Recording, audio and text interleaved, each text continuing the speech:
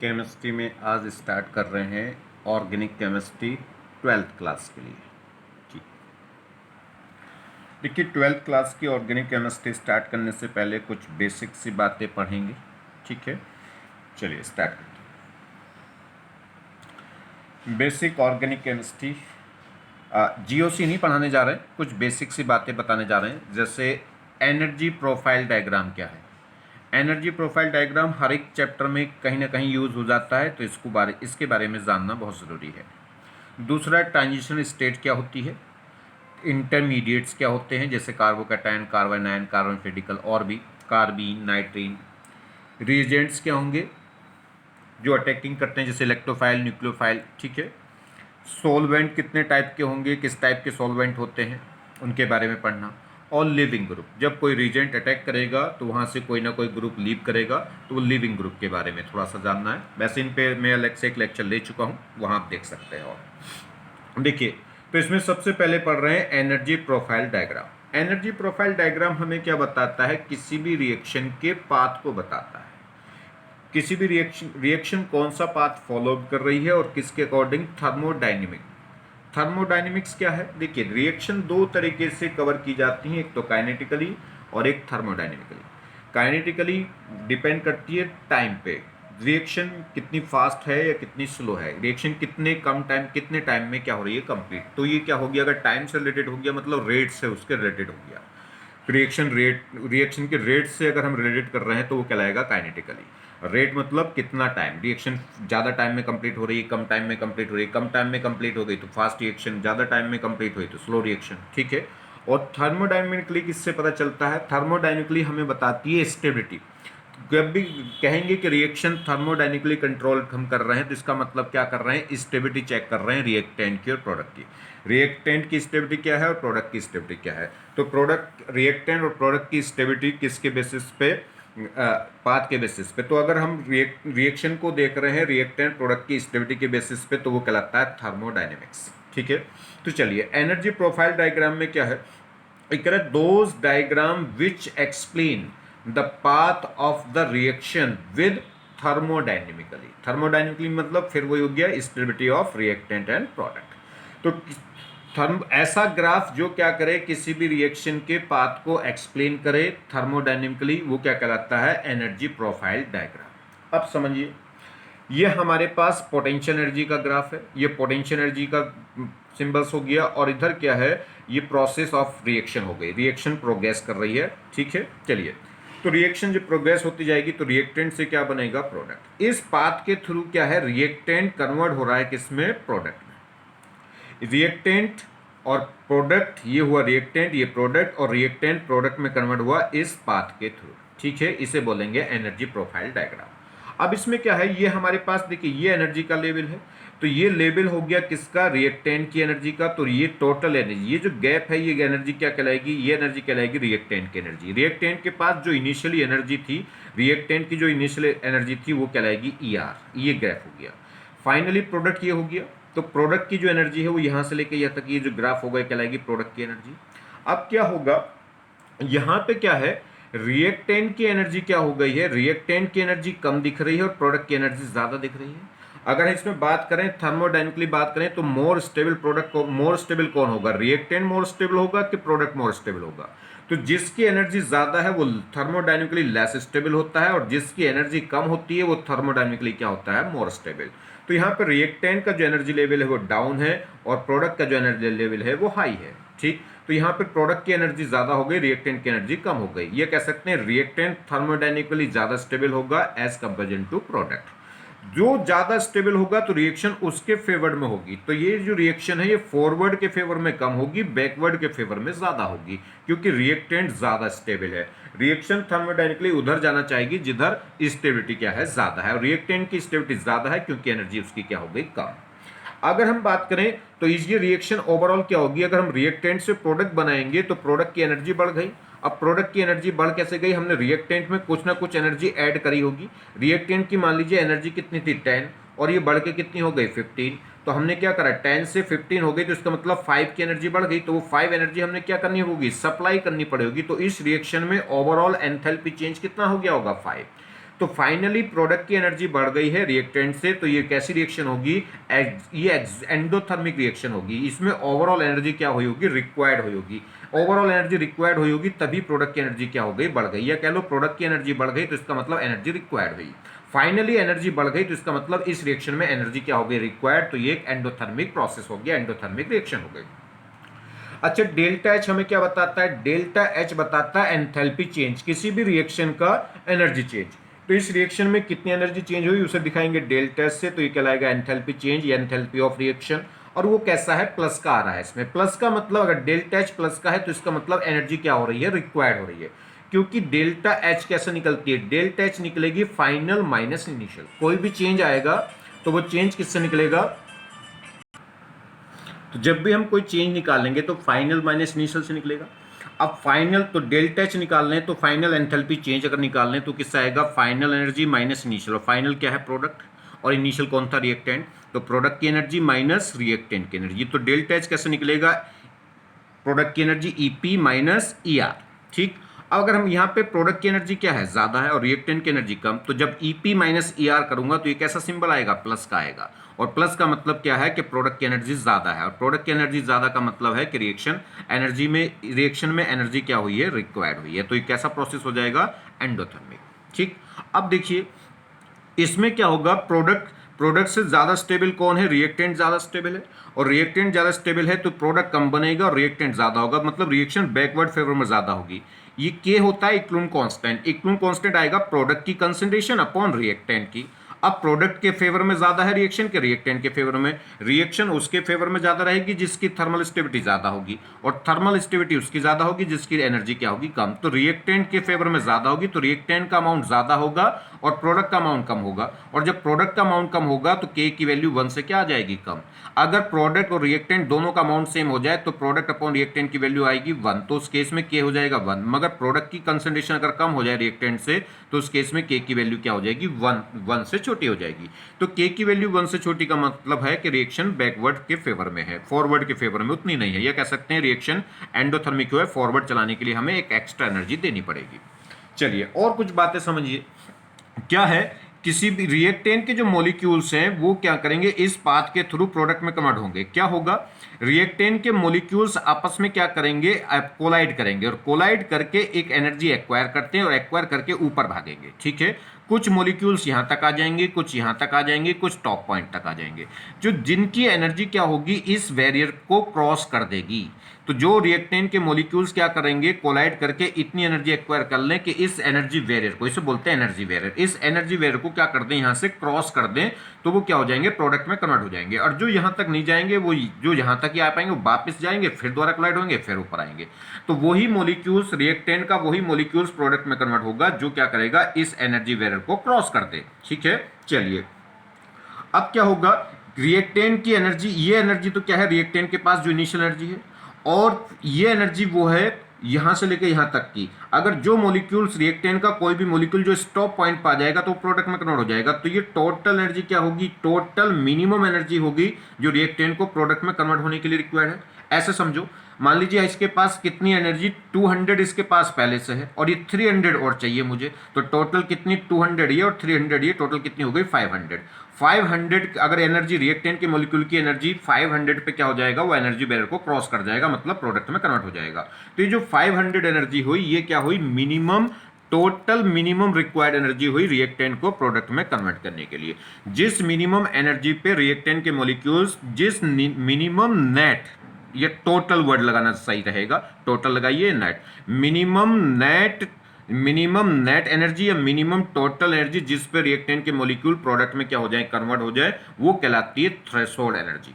ठीक है, चलिए और दूसरा, अब हमारे पास मान लीजिए रिएक्टेंट को प्रोडक्ट में कन्वर्ट होने के लिए कितनी एनर्जी रिक्वायर्ड थी, 500 की फॉर एग्जांपल, और इस पे 200 पहले से है, तो कितनी एनर्जी और चाहिएगी, इसे 300 और चाहिए। तो जितनी एनर्जी एक्स्ट्रा रिक्वायर्ड हो रही है, कुछ एनर्जी तो रिएक्टेंट के मॉलिक्यूल के पास पहले से है और कुछ एनर्जी और चाहिए इस एनर्जी बैरियर को क्रॉस करने के लिए, वो कितनी चाहिए, 300 मान लीजिए। तो जो एनर्जी मिनिमम रिक्वायर्ड एनर्जी, इसे क्या बोलेंगे, मिनिमम रिक्वायर्ड एनर्जी, रिएक्टेंट के मॉलिक्यूल को प्रोडक्ट में कन्वर्ट होने के लिए जो मिनिमम एनर्जी रिक्वायर्ड हो रही है उसे बोलते हैं एक्टिवेशन एनर्जी, ईए। ठीक है, तो रिएक्टेंट के मॉलिक्यूल को प्रोडक्ट में कन्वर्ट करने के लिए जो मिनिमम रिक्वायर्ड एनर्जी है उसे बोलते हैं एक्टिवेशन एनर्जी, और मिनिमम टोटल एनर्जी जिस पर प्रोडक्ट में रिएक्टेंट प्रोडक्ट में कन्वर्ट हो जाए उसे बोलते हैं थ्रेशोल्ड एनर्जी। ठीक है, तो जो थ्रेशोल्ड एनर्जी है वो किसके इक्वल होगी? रिएक्टेंट की energy plus activation energy. Clear होगी बात? तो एक्टिवेशन एनर्जी क्या होती है उसे ई से दिखाते हैं, और किसी भी रिएक्टेंट को प्रोडक्ट में कन्वर्ट होने के लिए जो मिनिमम रिक्वायर्ड एनर्जी उसे बोलते हैं एक्टिवेशन एनर्जी। अब क्या होगा, जैसे रिएक्टेंट के मॉलिक्यूलों की एनर्जी थ्रेशोल्ड एनर्जी के इक्वल या उससे अधिक हो जाएगी तो उस केस में क्या हो जाएंगे, ये रिएक्टेंट के मॉलिक्यूल्स क्या हो जाएंगे? ट्रांजिशन स्टेट फॉर्म कर लेंगे। ट्रांजिशन स्टेट क्या होता है? देखिए कोई किसी भी केमिकल रिएक्शन में क्या होगा, पुराने बॉन्ड टूटते हैं और नए बॉन्ड बनते हैं। एक सिचुएशन ऐसी आती है कि पुराना बॉन्ड टूट रहा होता है और नया बॉन्ड बन रहा होता है, दोनों काम एक साथ चल रहे होते हैं, तो इस स्टेट को बोलते हैं ट्रांजिशन स्टेट या एक्टिवेटेड कॉम्प्लेक्स इसे बोलते हैं। ठीक है, मतलब पुराने बॉन्ड कंप्लीटली टूटे भी नहीं है और न्यू बॉन्ड कंप्लीटली फॉर्म भी नहीं हुए, तो पुराना बॉन्ड टूटता जा रहा है, नया बॉन्ड बनता जा रहा है, इस स्टेट को बोलते हैं ट्रांजिशन स्टेट या एक्टिवेटेड कॉम्प्लेक्स। तो रिएक्टेंट के मॉलिक्यूल क्या करते हैं, एक्टिवेटेड कॉम्प्लेक्स बनाएंगे, और एक्टिवेटेड कॉम्प्लेक्स क्या होते हैं, ये हाईली अनस्टेबल होंगे क्योंकि इसकी एनर्जी बहुत ज्यादा हाई हो जाएगी। यहाँ पे रिएक्टेंट के मॉलिक्यूल यहाँ के क्या बना लेंगे, ट्रांजिशन स्टेट या एक्टिवेटेड कॉम्प्लेक्स बोलते हैं, और ये क्या होंगे, हाईली अनस्टेबल क्योंकि इनकी एनर्जी बहुत ज्यादा हाई हो गई, और हाईली अनस्टेबल है तो स्टेबल होने के लिए किस में कन्वर्ट हो जाएंगे, तुरंत प्रोडक्ट में कन्वर्ट हो जाते हैं। चलिए, तो अब एक और बात है, अब रिएक्टेंट से प्रोडक्ट बनेगा तो ये एनर्जी रिक्वायर्ड हुई, एक्टिवेशन एनर्जी किसके लिए, फॉरवर्ड प्रोसेस के लिए। अगर प्रोडक्ट वापस रिएक्टेंट में कन्वर्ट हो, प्रोडक्ट के मॉलिक्यूल आपस में कोलाइड करके इस एनर्जी बैरियर को क्रॉस करके किस में कन्वर्ट हो जाएंगे, प्रोडक्ट में, तो इसके लिए कितनी एनर्जी रिक्वायर्ड होगी, ये एनर्जी कम है। तो इस केस में क्या हो गया, इस केस में रिएक्टेंट के लिए activation energy, forward activation energy ज्यादा है और बैकवर्ड एक्टिवेशन एनर्जी कम है, और बैकवर्ड एक्टिवेशन एनर्जी कम है तो इसलिए प्रोडक्ट आसानी से रिएक्टेंट में कन्वर्ट हो सकता है, रिएक्टेंट आसानी से प्रोडक्ट में कन्वर्ट नहीं हो सकता। क्यों? क्योंकि इसमें जो एक्टिवेशन एनर्जी है फॉरवर्ड के लिए ज्यादा, देखो फॉरवर्ड के लिए यहां से यहां तक हो गई, और बैकवर्ड रिएक्शन के लिए प्रोडक्ट से एक्टिवेशन एनर्जी यहां होगी। ये क्लियर? तो इस केस में तो एक जो एंथैल्पी चेंज है वो या तो निकालेंगे ईपी माइनस ईआर, और वो कैसी आएगी, प्लस, क्योंकि ईपी बड़ी है ईआर से, या फिर वो आती है activation energy of forward minus activation energy of backward. तो activation energy of forward minus activation energy of backward, और फॉरवर्ड की एक्टिवेशन एनर्जी ज्यादा है बैकवर्ड से, तो इसलिए वो भी क्या आ जाएगी, प्लस। तो एंथैल्पी चेंज प्लस का मतलब है एनर्जी क्या हो रही है, रिक्वायर्ड। चलिए, एक और बात है, रिएक्टेंट से डायरेक्ट प्रोडक्ट बन रहा है, बस बीच में क्या बन रही है, ट्रांजिशन स्टेट बन रही है, तो इसे बोलते हैं ये, जिसमें रिएक्टेंट से डायरेक्ट प्रोडक्ट बन रहा है, यानी कि बीच में सिर्फ एक ट्रांजिशन स्टेट बन रही, कोई भी इंटरमीडिएट नहीं बन रहा, तो इस प्रोसेस ये पूरा एक स्टेप कहलाएगा। तो यहाँ इस समय रिएक्टेंट से प्रोडक्ट जो बन रहा है वो सिंगल स्टेप में बन रहा है, बस बीच में एक ट्रांजिशन स्टेट हो रही है और कोई भी इंटरमीडिएट नहीं बन रहा। अगर इंटरमीडिएट बनेगा तो जो स्टेप है वो क्या हो जाएंगे, इंक्रीज। तो इस रिएक्शन में ये रिएक्शन सिंगल स्टेप में कंप्लीट हो रही है, और जो रिएक्शन सिंगल स्टेप में कंप्लीट होती है उसमें इंटरमीडिएट नहीं बनता, सिर्फ ट्रांजिशन स्टेट बनती है। अब ये क्या होगा, ये जो एनर्जी वेरियर है, minimum energy required, total net minimum energy जो रिक्वायर्ड, टोटल मिनिमम एनर्जी जिस पर रिएक्टेंट के मॉलिक्यूल प्रोडक्ट में कन्वर्ट हो जाते हैं उसे बोलते हैं थ्रेशोल्ड एनर्जी, और ये क्या कहलाता है, एनर्जी वेरियर, ये ऐसे क्या बोलते हैं, एनर्जी वेरियर। और यहाँ पे इस समय क्या बनाते हैं, रिएक्टेंट के मॉलिक्यूल ट्रांजिशन स्टेट बना लेते हैं। ट्रांजिशन स्टेट क्या है, एक इंटरमीडिएट फॉर्म है रिएक्टेंट और प्रोडक्ट के बीच की, क्योंकि रिएक्टेंट वाले बॉन्ड टूट रहे होते हैं और प्रोडक्ट वाले बॉन्ड बन रहे होते हैं, दोनों प्रोसेस एक साथ हो रहे होते हैं। ठीक है, तो ये कहलाएगी, तो ट्रांजिशन स्टेट क्या है, एक इंटरमीडिएट फॉर्म होती है रिएक्टेंट और प्रोडक्ट के बीच की। और दो एक बातें समझिए, क्या होगा अगर हम क्या करते हैं, इसमें कैटलिस्ट डाल देते हैं, तो कैटलिस्ट क्या करता है, रिएक्शन के रेट को बढ़ा देता है। क्यों? क्योंकि वो क्या कर देता है, इसे एक लो एक्टिवेशन एनर्जी का नया पाथ प्रोवाइड कर देता है। ये जो ग्राफ यहां जा रहा है ये क्या करता है, थ्रेशोल्ड एनर्जी को कम कर देता है, यानी कि एक्टिवेशन एनर्जी को कम कर देता है। तो अब ये ग्राफ है, जो नया पाथ आएगा कैटलिस्ट की प्रेजेंस में, वो क्या होगा, इस एनर्जी वेरियर को डाउन में ले आता है। तो ये क्या कर देगा, ग्राफ यहां से, तो कैटलिस्ट क्या करते हैं, थ्रेशोल्ड एनर्जी को या कह सकते हैं एक्टिवेशन एनर्जी को क्या कर देते हैं, डाउन कर देते हैं, यानी कि रिएक्शन को एक न्यू पाथ प्रोवाइड कर देते हैं लो एक्टिवेशन एनर्जी का, जिससे रेट क्या हो जाता है, फास्ट हो जाता है। चलिए आगे देखते हैं। देखिए, इसमें अगर हम बात करें, यहां पे क्या होगा, रिएक्टेंट से क्या बन रहा है, प्रोडक्ट। इस समय जो प्रोडक्ट की एनर्जी है वो रिएक्टेंट की एनर्जी से क्या रह गई, कम हो गई, तो ओवरऑल एनर्जी क्या हो गई है, डिक्रीज। फाइनली हमारे पास इनिशियली रिएक्टेंट था, फाइनली मेरे पास क्या मिल जाएगा, प्रोडक्ट, और प्रोडक्ट की जो एनर्जी है वो रिएक्टेंट से क्या हो गई, लो हो गई। और इसमें फाइनली एनर्जी डिक्रीज हो गई है, तो इसका मतलब एनर्जी क्या हो गई होगी, रिलीज हो गई होगी। तो इस केस में जो एंथैल्पी चेंज है वो कैसा होगा, नेगेटिव होगा। नेगेटिव का मतलब एनर्जी क्या हो गई होगी, रिलीज हो गई होगी। और तो ये प्रोसेस कैसा होगा, एक्सोथर्मिक, क्योंकि इस केस में ओवरऑल एनर्जी क्या होगी, रिलीज। कैसे पता चला, क्योंकि फाइनली जो प्रोडक्ट है उसकी एनर्जी रिएक्टेंट से डाउन हो गई है। ये एनर्जी ग्राफ है और रिएक्टेंट की एनर्जी लेवल ये है, प्रोडक्ट का एनर्जी लेवल डाउन हो गया। तो ओवरऑल एनर्जी डिक्रीज हो गई, और डिक्रीज कब होगी, तो इसका मतलब एनर्जी रिलीज हो गई, और रिलीज हो गई तो इसका मतलब प्रोसेस कैसा होगा, एक्सोथर्मिक होगा। ठीक है। और दूसरी बात, अगर हम बात करें तो इसमें ई आर ज्यादा होगी, ईपी क्या होगी, कम, क्योंकि प्रोडक्ट की एनर्जी कम हो गई। तो इसमें मोर स्टेबल कौन होगा, प्रोडक्ट मोर स्टेबल होगा, और रिएक्टेंट इसमें क्या होगा, लेस थर्मल डायनामिकली स्टेबल होगा। ठीक है। तो ये लेस थर्मोडायनेमिकली अगर देखें तो इसकी स्टेबिलिटी कम होगी, और प्रोडक्ट की स्टेबिलिटी क्या होगी, ज्यादा, क्योंकि उसकी एनर्जी कम हो गई। एंथैल्पी चेंज देखें तो वो किससे आएगा, ईपी माइनस ई आर। अब यहाँ पे ईपी कम हो गई है, ई आर ज्यादा है, तो लो में से जब हाई वाले को माइनस करेंगे तो वो कैसा आएगा, माइनस। तो डेल्टा एच माइनस का मतलब है कि रिएक्शन इसमें रिएक्शन, इसकी जो एंथैल्पी नेगेटिव का मतलब है कि इस रिएक्शन में एनर्जी ओवरऑल क्या हुई है, रिलीज, तो इसका मतलब क्या है, एक्सोथर्मिक है।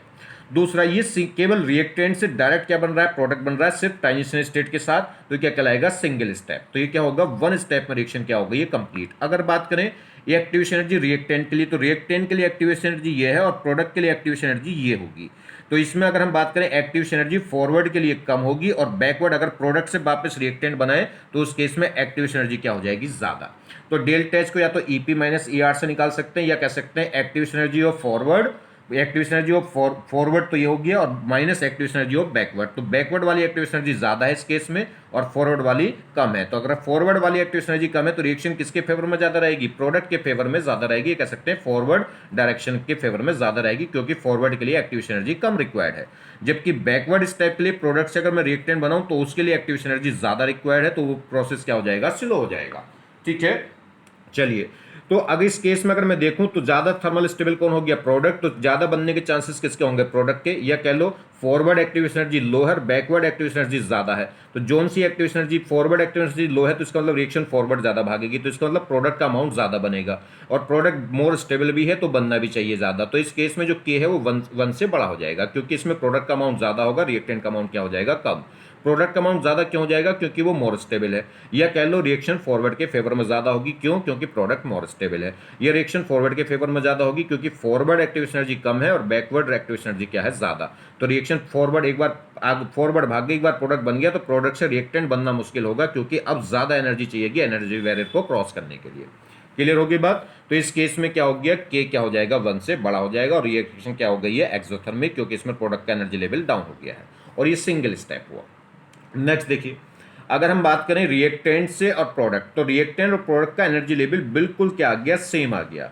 सेम आ गया तो इस केस में ना तो एनर्जी रिलीज होगी ना रिक्वायर्ड होगी, क्योंकि फाइन जो इनिशियल एनर्जी इक्वल हो गई फाइन एनर्जी के। तो फाइनली एनर्जी ना तो इंक्रीज हुई है ना डिक्रीज हुई है, वो इक्वल हो गई। तो इसे बोलते हैं आइसो एंडोटॉपिक। ठीक है, आइसो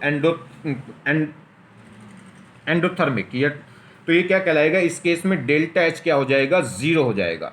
तो इस केस में रिएक्शन का जो एंथैल्पी चेंज है वो क्या हो जाएगा, जीरो, और ये सिंगल स्टेप है, और इसमें के की वैल्यू क्या हो जाएगी, वन, क्योंकि प्रोडक्ट और रिएक्टेंट दोनों की स्टेबिलिटी सेम है, तो दोनों के बनने के चांसेस भी क्या हो जाएंगे, 50-50, और 50-50 चांसेस हो जाएंगे। तो जब इक्विवेलेंट स्टेट सेटअप होगी तो उस केस में प्रोडक्ट और रिएक्टेंट का अमाउंट क्या माना जाएगा, सेम, तो उस केस में के की वैल्यू क्या हो जाएगी, वन। अगर बात करें एक्टिवेशन एनर्जी ऑफ फॉरवर्ड, तो जितनी एक्टिवेशन एनर्जी फॉरवर्ड के लिए है उतनी एक्टिवेशन एनर्जी क्या है, बैकवर्ड के लिए। देखो दोनों का ग्राफ लेवल बिल्कुल सेम पे हो गया। तो इस केस में एक्टिवेशन एनर्जी फॉरवर्ड और एक्टिवेशन एनर्जी बैकवर्ड क्या होगी, सेम होगी। तो रिएक्शन ना तो फॉरवर्ड के फेवर में होगी ना बैकवर्ड के फेवर में होगी, क्योंकि दोनों की एनर्जी सेम है, तो दोनों की स्टेबिलिटी भी सेम। तो के की वैल्यू वन, और एंथैल्पी चेंज क्या हो जाएगा, जीरो। ए सिंगल स्टेप में कंप्लीट हुई, और इस टाइप की रिएक्शन को क्या बोलेंगे, आइसो एंथैल्पिक। ठीक है, आइसो एंथैल्पिक, आइसो मतलब से। अब यहां देखें, इसमें क्या है, रिएक्टेंट से डायरेक्ट प्रोडक्ट नहीं बना, बीच में कोई एक सब्सटेंस बन गया है, और बीच में जो सब्सटेंस बनेगा उन्हीं क्या बोलेंगे, रिएक्टेंट और प्रोडक्ट से पहले जितने भी प्रोडक्ट सब्सटेंस बनेंगे वो कहलाएंगे इंटरमीडिएट। तो यहां पे क्या हुआ, रिएक्टेंट से पहले क्या बना, एक इंटरमीडिएट, और इंटरमीडिएट से फिर क्या बना है, प्रोडक्ट। ऐसे समझिए कि आर से पहले क्या बन गया, सी, और सी से फिर क्या बन गया, पी। आगे बात समझ में, ये आई क्या है, एक इंटरमीडिएट है। तो इस केस में क्या होगा, रिएक्टेंट से जब इंटरमीडिएट बनेगा तो उसकी एक ट्रांजिशन स्टेट बनेगी, फिर ट्रांजिशन इंटरमीडिएट से फिर प्रोडक्ट बनेगा, तो उसके बीच में एक ट्रांजिशन स्टेट बनेगी। तो यहाँ पे कितने स्टेप होंगे? रिएक्टेंट से इंटरमीडिएट तक एक स्टेप तो ये हो गया, और एक इंटरमीडिएट से प्रोडक्ट तक एक स्टेप ये हो गया, तो ये 2 स्टेप रिएक्शन है। ओवरऑल एंथैल्पी चेंज देखें तो फाइनल एनर्जी प्रोडक्ट की क्या है? ज्यादा है रिएक्टेंट से, और फाइनली एनर्जी प्रोडक्ट की ज्यादा है, तो इसका मतलब एनर्जी देनी पड़ी होगी इस रिएक्शन में, क्योंकि फाइनली एनर्जी ज्यादा हो गई तो इसका मतलब एनर्जी रिक्वायर्ड हुई होगी। तो रिएक्शन कैसी होगी? एंडोथर्मिक। और इस केस में एंथैल्पी चेंज कैसा होगा? प्लस होगा। वो तो हमें फाइनल और इनिशियल से चेक करना है। और फाइनल का प्रोडक्ट की एनर्जी बढ़ गई किससे? रिएक्टेंट से। तो ये जो गैप होगा प्रोडक्ट और रिएक्टेंट की एनर्जी के बीच में जो गैप होगा वही क्या कहलाएगा? Delta H. और ये डेल्टा एच कैसा होगा? प्लस का। प्लस का मतलब एनर्जी देनी पड़ी है, तो कैसा प्रोसेस कहलाएगा? एंडोथर्मिक। इस केस में के की वैल्यू क्या होगी?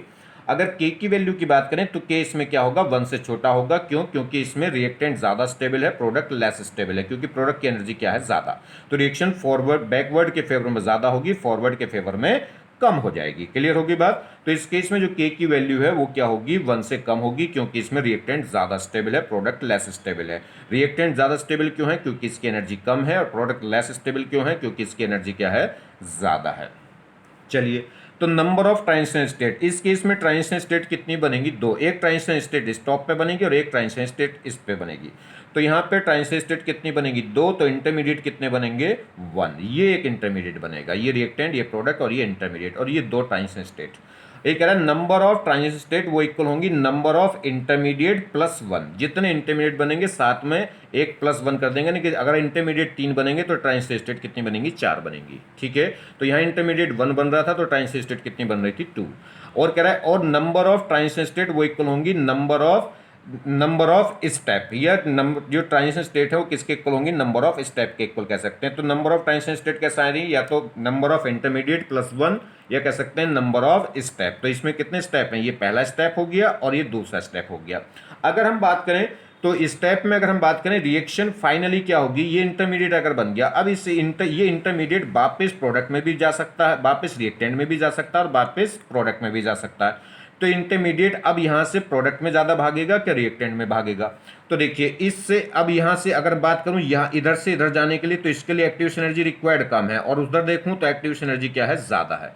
तो रिएक्टेंट अगर वापस प्रोडक्ट में गया तो उसके लिए एक्टिवेशन एनर्जी रिक्वायर्ड क्या होगी? देखो यहां से लेके यहां तक का, तो उसका क्योंकि उसका ट्रांजिशन स्टेट, उसका एनर्जी वेरियर ऊपर है, और इस फॉरवर्ड के लिए क्या होगा? ट्रांजिशन स्टेट डाउन है, या कह सकते हैं इसका एनर्जी वेरियर लो है।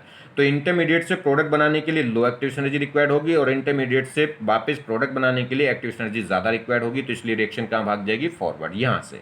ठीक है, तो अगर बात करें तो ये स्टेप सेकंड स्टेप क्या होगा? फास्ट होगा, और जबकि पहला स्टेप क्या हो जाएगा? स्लो हो जाएगा। तो ये स्टेप स्लो होगा, क्यों? जिसमें एक्टिवेशन एनर्जी ज्यादा रिक्वायर्ड होती है। जिस स्टेप में जितनी ज्यादा, देखिए इस स्टेप में देखूं, पहले स्टेप में तो ओवरऑल एक्टिवेशन एनर्जी ये है, ठीक। तो जिसमें एक्टिवेशन एनर्जी क्या होगी? ज्यादा होगी, या कह लो ट्रांजिशन स्टेट की जिसमें ओवरऑल एनर्जी, जिस ट्रांजिशन स्टेट की एनर्जी ज्यादा होगी वो स्टेप क्या होगा? स्लो। और जिस ट्रांजिशन स्टेट की ओवरऑल एनर्जी क्या होगी? कम होगी, वो स्टेप क्या होगा? फास्ट। तो इसमें पहली ट्रांजिशन स्टेट का क्या है? एनर्जी ग्राफ देखो ज्यादा है, क्योंकि वो टॉप पॉइंट पर पहुंच गया, ये डाउन है। तो इस केस में एक्टिवेशन एनर्जी कम है, इस केस में एक्टिवेशन एनर्जी ज्यादा है। तो जिस ट्रांजिशन स्टेट की एनर्जी ज्यादा होगी वो स्टेप स्लो होगा, दूसरा जिसकी कम होगी वो फास्ट। तो पहला स्टेप स्लो होगा, दूसरा स्टेप क्या हो जाएगा? इसमें फास्ट हो जाएगा। क्लियर? यहां देखिए, अगर हम बात करें तो इसमें क्या है? रिएक्टेंट से क्या बना? प्रोडक्ट। और फाइनली ये रिएक्शन एक्सोथर्मिक है कि एंडोथर्मिक? तो फाइनली प्रोडक्ट का जो लेवल है वो रिएक्टेंट से लेवल्स की एनर्जी से क्या हो गया? डाउन हो गया। तो ओवरऑल एनर्जी इसमें क्या हो गई है? डिक्रीज। और एनर्जी डिक्रीज कब होगी? जब एनर्जी रिलीज हो गई होगी। तो ये प्रोसेस कैसा कहलाएगा? एक्सोथर्मिक। और इसमें जो एंथैल्पी चेंज होगा ये रिएक्टेंट की एनर्जी होगी, ये प्रोडक्ट की एनर्जी होगी, इन दोनों का जो गैप होगा डिफरेंस वो कहलाएगा डेल्टा एच। और ये कैसा हो जाएगा? माइनस। क्यों?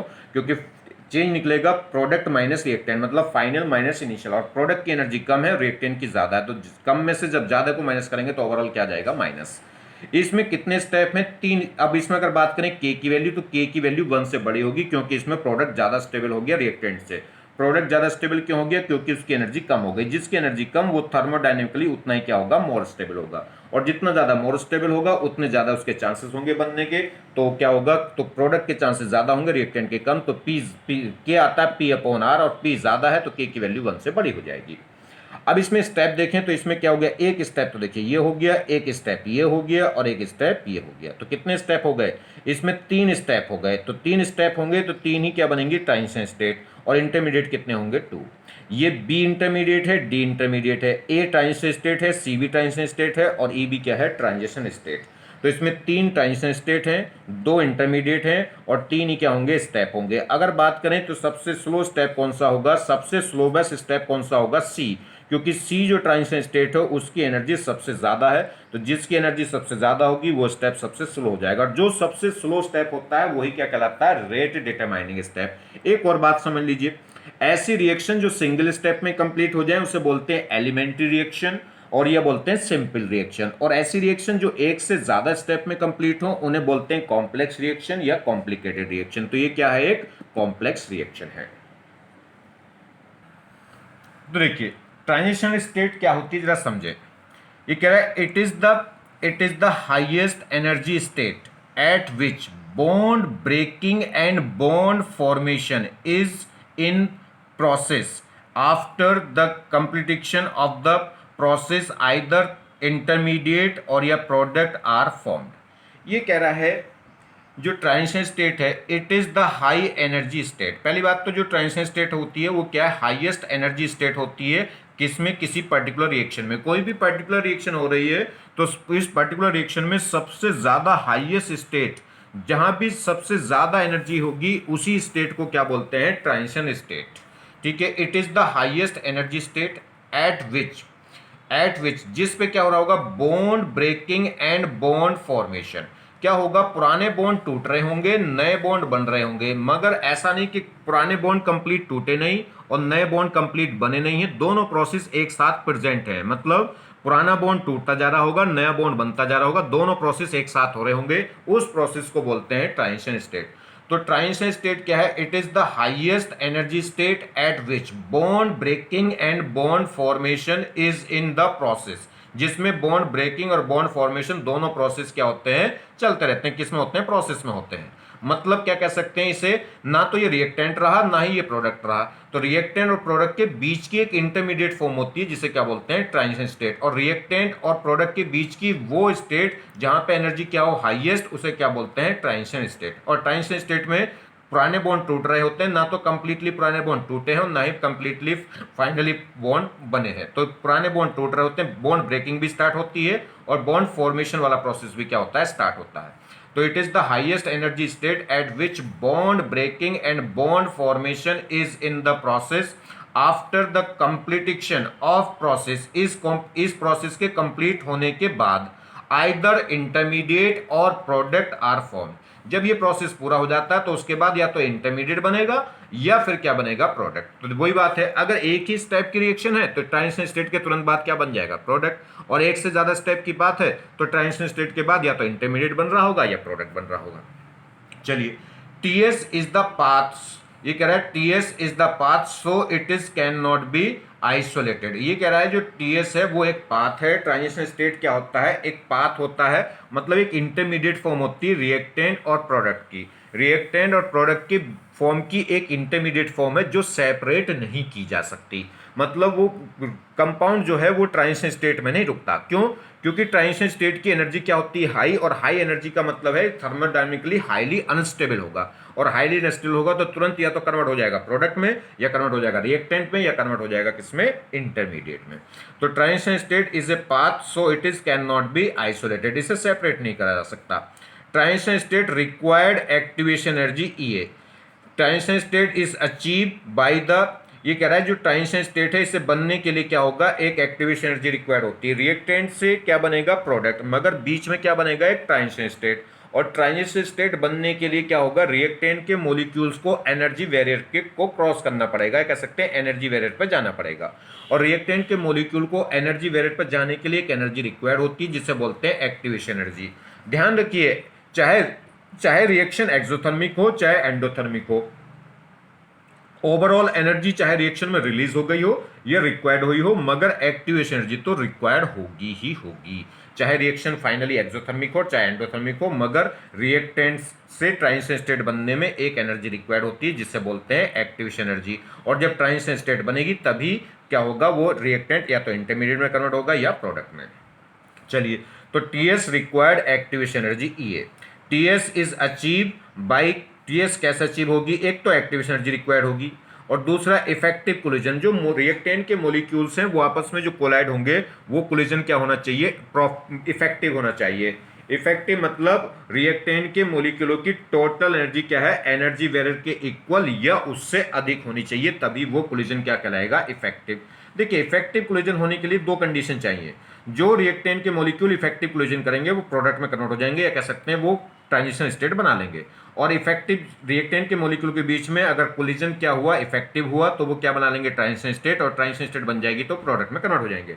अब इफेक्टिव कोलिजन कब होंगे, जब रिएक्टेंट के मॉलिक्यूलों की जो एनर्जी है वो थ्रेशोल्ड एनर्जी के इक्वल या उससे अधिक हो, मतलब एनर्जी वेरियर को क्रॉस कर दे। और दूसरा, जो उनमें कोलिजन हो वो प्रॉपर ओरिएंटेशन में होने चाहिए। प्रॉपर ओरिएंटेशन का मतलब क्या है, प्रॉपर डायरेक्शन में। जैसे हमारे पास मान लीजिए कार है, एक कार को चार आदमी क्या कर रहे हैं, पुश कर रहे हैं। अब कैसे पुश कर रहे हैं कि चारों एक ही डायरेक्शन में पुश कर रहे हैं तो कार मूव कर जाएगी। और अगर ऐसे पुश करें कि दो आदमी क्या हो रहे हैं, फॉरवर्ड डायरेक्शन में पुश कर रहे हैं और दो आदमी क्या है, डाउनवर्ड डायरेक्शन में पुश कर रहे हैं, तो उस कंडीशन में दोनों चारों आदमी फोर्स लगा रहे हैं मगर कार मूव नहीं करेगी, क्योंकि उनके आपस में जो फोर्स है वो कैंसिल हो जाएगी। ठीक है, तो इसी टाइप से क्या होना चाहिए कि रिएक्टेंट के मॉलिक्यूल्स में जो कोलिजन होंगे, कोलिजन होने से एक एनर्जी जनरेट करेंगे जो उन्हें क्या करेगी, एक्टिवेशन एनर्जी प्रोवाइड करेगी, जिससे वो एनर्जी वेरियर को क्रॉस करेंगे। मगर ये जो कोलिजन होने चाहिए प्रॉपर डायरेक्शन में होने चाहिए, तभी ऐसा प्रोसेस होगा। अगर कोलिजन प्रॉपर डायरेक्शन में नहीं हुए तो वो आपस में ही क्या हो जाएगी, वो जो एनर्जी जनरेट होगी कोलिजन से वो आपस में ही क्या हो जाएगी, कैंसिल आउट हो जाएगी। कैंसिल आउट हो जाएगी तो रिएक्टेंट के मॉलिक्यूल इफेक्टिव कोलिजन नहीं कर पाएंगे, जिससे वो ट्रांजिशन स्टेट नहीं बना पाएंगे, या कह सकते हैं एनर्जी वेरियर को क्रॉस नहीं कर पाएंगे। देखिए, ट्रांजिशन स्टेट होती कैसे, जैसे हमारे पास ये CH3Br है। CH3Br में क्या है, कार्बन और Br के बीच में एक बॉन्ड बना है, सिग्मा बॉन्ड। सिग्मा बॉन्ड भी कैसा होगा, कार्बन की जो कार्बन जो एटम है उसकी एटॉमिक ऑर्बिटल नहीं होंगी, वो आपस में हाइब्रिड होकर हाइब्रिड ऑर्बिटल बना लेंगी। CH3Br में जो कार्बन है वो सिंगल बॉन्डेड है, सिंगल बॉन्डेड है तो इसकी हाइब्रिडेशन कैसी होगी, sp3। तो यहाँ पे कार्बन और Br के बीच में जो बॉन्ड बन रहा होगा वो sp3 के बीच में, तो देखो ये होगी एक sp3। sp3 में क्या होते हैं, दो लोब होंगे, एक छोटा लोब और एक बड़ा लोब। ऐसी Br की, तो इन दोनों के बीच में ओवरलैपिंग से ये कोवलेंट बॉन्ड बन रहा होगा। अब ये कोई न्यूक्लियोफाइल, कोई भी रीजेंट इस पे क्या करा, इधर से अटैक करा। जब ये रीजेंट अपने इलेक्ट्रॉन लेके आएगा तो ये इस पे आके अटैक होगा। तो जैसे ही इस पे अटैक होना शुरू हो जाएगा तो उधर से एक बॉन्ड ब्रेक होना शुरू होगा। क्यों, क्योंकि इस कार्बन की बैलेंसी फिक्स है। अगर इसकी 4 है तो अगर इस पे एक नया आप ग्रुप इस पे अटैच कर रहे हैं तो पुराना एक ग्रुप तोड़ना पड़ेगा आपको। ठीक है, तो यही ट्रांजिशन स्टेट होगी क्या, कि जो OH, O और C का जो बॉन्ड है वो बनता जा रहा होगा और C और Br का जो बॉन्ड है वो टूटता जा रहा होगा। तो पुराना बॉन्ड टूटता जा रहा है और नया बॉन्ड फॉर्म होता जा रहा है। तो ये बॉन्ड फॉर्मेशन प्रोसेस है और ये बॉन्ड ब्रेकिंग प्रोसेस है। ना तो ये कंप्लीट हुआ अभी और ना ही ये कंप्लीट हुआ, ये भी चालू है प्रोसेस और ये भी प्रोसेस चालू है। मगर जब ये प्रोसेस खत्म हो जाएगा तो पुराना बॉन्ड टूट चुका होगा, नया बॉन्ड बन चुका होगा। तो ये क्या कहलाएगा, प्रोडक्ट, और वो क्या कहलाए, ये क्या था, रिएक्टेंट। और रिएक्टेंट और प्रोडक्ट के बीच में क्या बनी है कि ट्रांजिशन स्टेट। ठीक है, इसे क्या बोलते हैं, ट्रांजिशन स्टेट, जिसमें पुराने बॉन्ड ब्रेकिंग भी हो रही होती है और बॉन्ड फॉर्मेशन भी हो रही होती है, मगर प्रोसेस चालू रहता है। प्रोसेस जैसे ही कंप्लीट होता है, प्रोसेस पूरा होने के बाद तुरंत क्या बन जाता है, प्रोडक्ट। या तो प्रोडक्ट बन जाएगा या इंटरमीडिएट बन जाएगा। और इस प्रोसेस में या तो एनर्जी रिलीज हो जाएगी या रिक्वायर्ड हो जाएगी। ठीक है, चलिए, जैसे अगर हम बात करें यहाँ, तो ये हमारे पास एनर्जी ग्राफ है, ये रिएक्शन प्रोग्रेस हो रही है इधर। ये हमारे पास क्या था, OH ने अटैक कर दिया किस पे, CH3Br, तो ये तो क्या कहलाएंगे, रिएक्टेंट। अब रिएक्टेंट के मॉलिक्यूल इस क्या आपस में कोलाइड करेंगे। कोलाइड मतलब OH माइनस क्या करेगा, CH3Br के मॉलिक्यूल्स पे क्या करेगा, अटैक करेगा, कोलाइड करेगा। और कोलाइड करके एक एनर्जी जनरेट करेंगे, जिससे क्या बनेगी, इनके बीच में एक एक्टिवेशन एनर्जी। ये कोलिजन से एक एनर्जी रिक्वायर्ड रिलीज होगी, जिससे क्या बोल देंगे, एक्टिवेशन एनर्जी। और वो एक्टिवेशन एनर्जी क्या करेगी, इस लेवल को उठा के यहाँ ले जाएगी, किस पे ले जाएगी, इसे एनर्जी बैरियर पे। और जो कोलिजन यहाँ इतनी एनर्जी तक नहीं ले जाता तो वापस फिर आएगा, फिर कोलाइड होगा, फिर वहाँ ले जाएगा।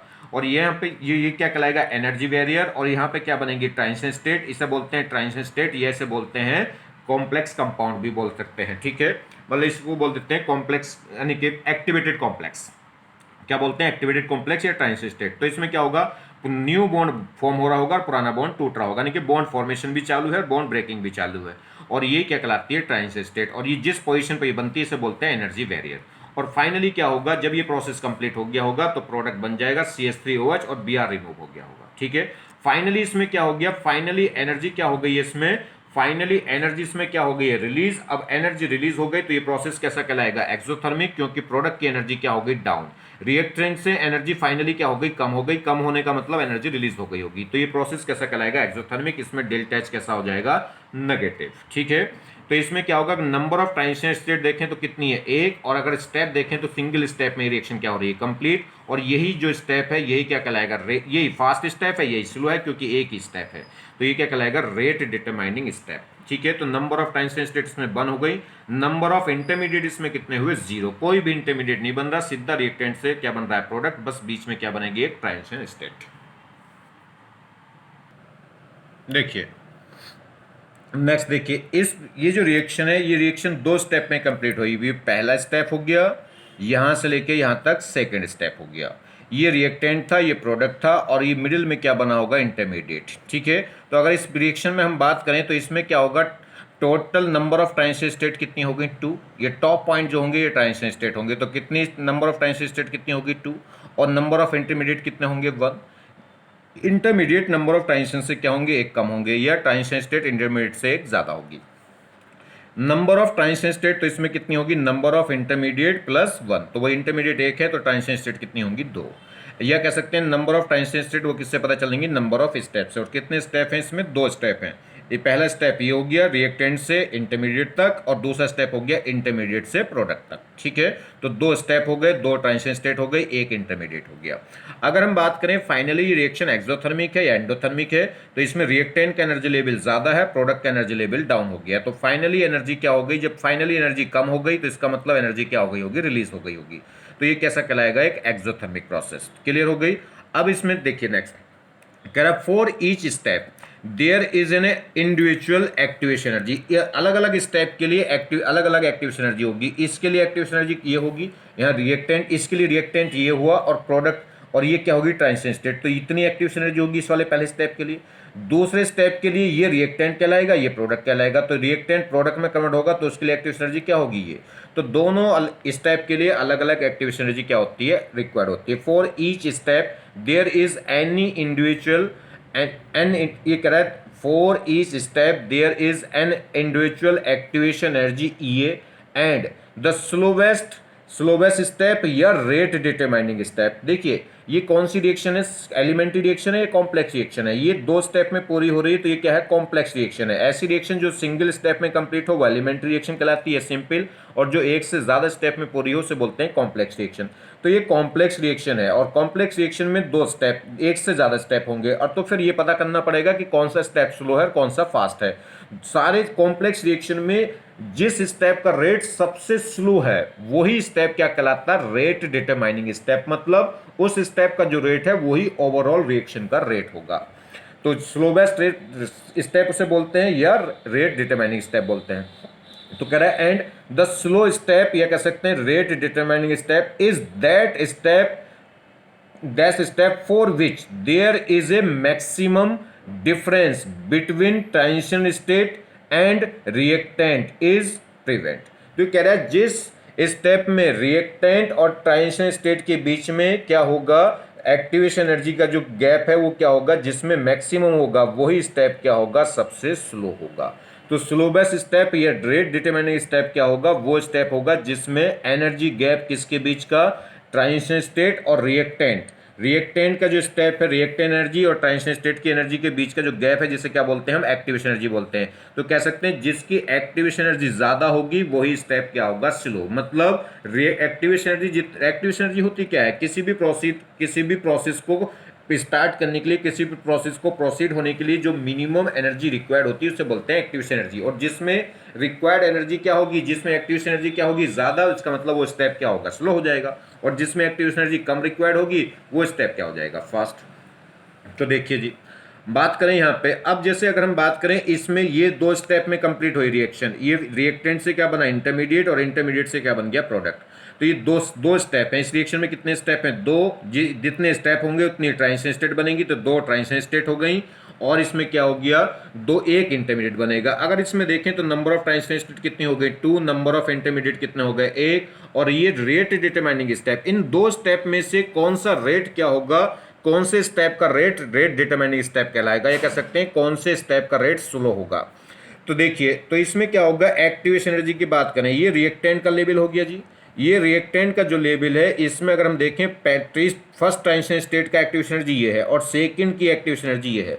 तो किसकी एक्टिवेशन एनर्जी ज़्यादा है? फर्स्ट वाले की ज़्यादा है, क्योंकि सेकंड ट्रांजिशन स्टेट से ऊपर उठ रहा है ग्राफ। तो इसकी एक्टिवेशन एनर्जी ज़्यादा है। तो जिसकी एक्टिवेशन एनर्जी ज़्यादा होगी तो पहले स्टेप में रिक्वायर्ड एनर्जी क्या होगी? ज़्यादा। मतलब पहले स्टेप को स्टार्ट होने के लिए ज़्यादा एनर्जी रिक्वायर्ड चाहिए, जबकि दूसरे स्टेप को स्टार्ट होने के लिए कम एनर्जी रिक्वायर्ड चाहिए। क्लियर होगी बात? तो पहले स्टेप में एनर्जी ज़्यादा रिक्वायर्ड है, तो ये स्टेप क्या हो जाएगा? स्लो। और सेकंड स्टेप क्या हो जाएगा? फास्ट। तो इसमें जो पहला स्टेप है वो स्लो स्टेप होगा। जो स्लो स्टेप होता है वही क्या कहलाता है? Rate determining step. तो रेट डिटरमाइनिंग स्टेप कौन सा हो गया इसमें? First step. तो जो पहला स्टेप है वो स्लो स्टेप है और वही क्या कहलाता है? Rate determining step. नेक्स्ट देखिए, ये कह रहा है हेमन्स यानी कि पोस्टुलेट फॉर ट्रांजिशन स्टेट, मतलब ट्रांजिशन स्टेट के लिए ग्राफ इंडिकेट करना, जो हम करते आ रहे हैं। ये कह रहा है फॉर एन आइसोथैल्पिक मतलब जिसमें एंथैल्पी चेंज क्या हो? जीरो। जिस प्रोसेस में एंथैल्पी चेंज क्या हो? जीरो। मतलब ना एनर्जी रिलीज हो ना रिक्वायर्ड हो, उसे क्या बोलते हैं? Isoenthalpic. For an isoenthalpic system with both reactant and product. तो इसमें क्या होगा? रिएक्टेंट और प्रोडक्ट का जो एनर्जी लेवल है वो बिल्कुल दोनों का क्या हो जाएगा? सेम। तो कह रहा है for an isoenthalpic system transition state has similar with both reactant and product. मतलब जो ट्रांजिशन स्टेट होगी या कह सकते हैं सिमिलर लेवल होगा रिएक्टेंट का और प्रोडक्ट का। क्लियर होगी बात? तो for an isoenthalpic system transition state has similarities with both reactant and product. तो जो ट्रांजिशन स्टेट है वो सिमिलरिटीज रखती है किससे? रिएक्टेंट से और प्रोडक्ट से। या कह लो रिएक्टेंट प्रोडक्ट का एनर्जी लेवल क्या होगा? सेम। या कह लो एंथैल्पी चेंज क्या होगी? जीरो। या कह लीजिए फॉरवर्ड और बैकवर्ड, फॉरवर्ड एक्टिवेशन एनर्जी और बैकवर्ड एक्टिवेशन एनर्जी क्या होगी? इक्वल। या कह लो कि के इसमें क्या होगा? 1 होगा। जो जितनी स्टेबिलिटी प्रोडक्ट की उतनी रिएक्टेंट की, तो दोनों के बनने के चांसेस भी इक्वल इक्वल होंगे, तो के की वैल्यू क्या हो जाएगी? 1। ये देखिए for an endothermic, endothermic process, endothermic का मतलब जिसमें हीट क्या हो जाए? Overall required. जब एनर्जी रिक्वायर्ड हुई होगी तो इसका मतलब फाइनली प्रोडक्ट की एनर्जी बढ़ गई होगी, तभी तो रिक्वायर्ड होगी। तो रिएक्टेंट से एनर्जी प्रोडक्ट की बढ़ गई होगी, तो इसमें प्रोडक्ट का लेवल क्या होगा? ज़्यादा। रिएक्टेंट का लेवल क्या होगा? कम। इस केस में जो एनर्जी है वो रिक्वायर्ड होगी, और ये क्या होगा? इसमें प्रोडक्ट की एनर्जी ज़्यादा हो जाएगी रिएक्टेंट से, तो प्रोडक्ट क्या हो जाएगा? Less stable. रिएक्टेंट क्या हो जाएगा? More stable. इसमें के की वैल्यू 1 से छोटी होगी, क्योंकि प्रोडक्ट लेस स्टेबल होगा। मतलब रिएक्शन बैकवर्ड के फेवर में ज़्यादा होगी, फॉरवर्ड के फेवर में कम होगी।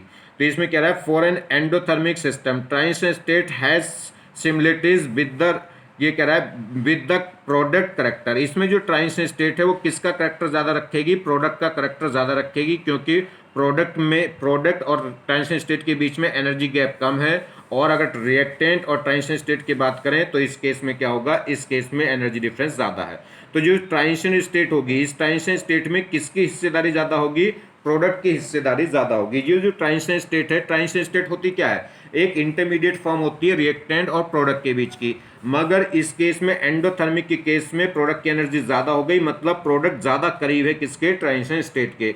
और जो सब्सटेंस, जो उनसी फॉर्म ज़्यादा करीब होगी ट्रांजिशन स्टेट के, तो ट्रांजिशन स्टेट में वो उसकी परसेंटेज ज़्यादा होगी। ये कह सकते हैं ट्रांजिशन स्टेट में transition state has the similarities with product character. तो प्रोडक्ट करेक्टर की सिमिलरिटीज ज़्यादा पाई जाएंगी एज कंपेयर टू रिएक्टेंट। देखिए अब बात कर लें फॉर एन एक्सोथर्मिक।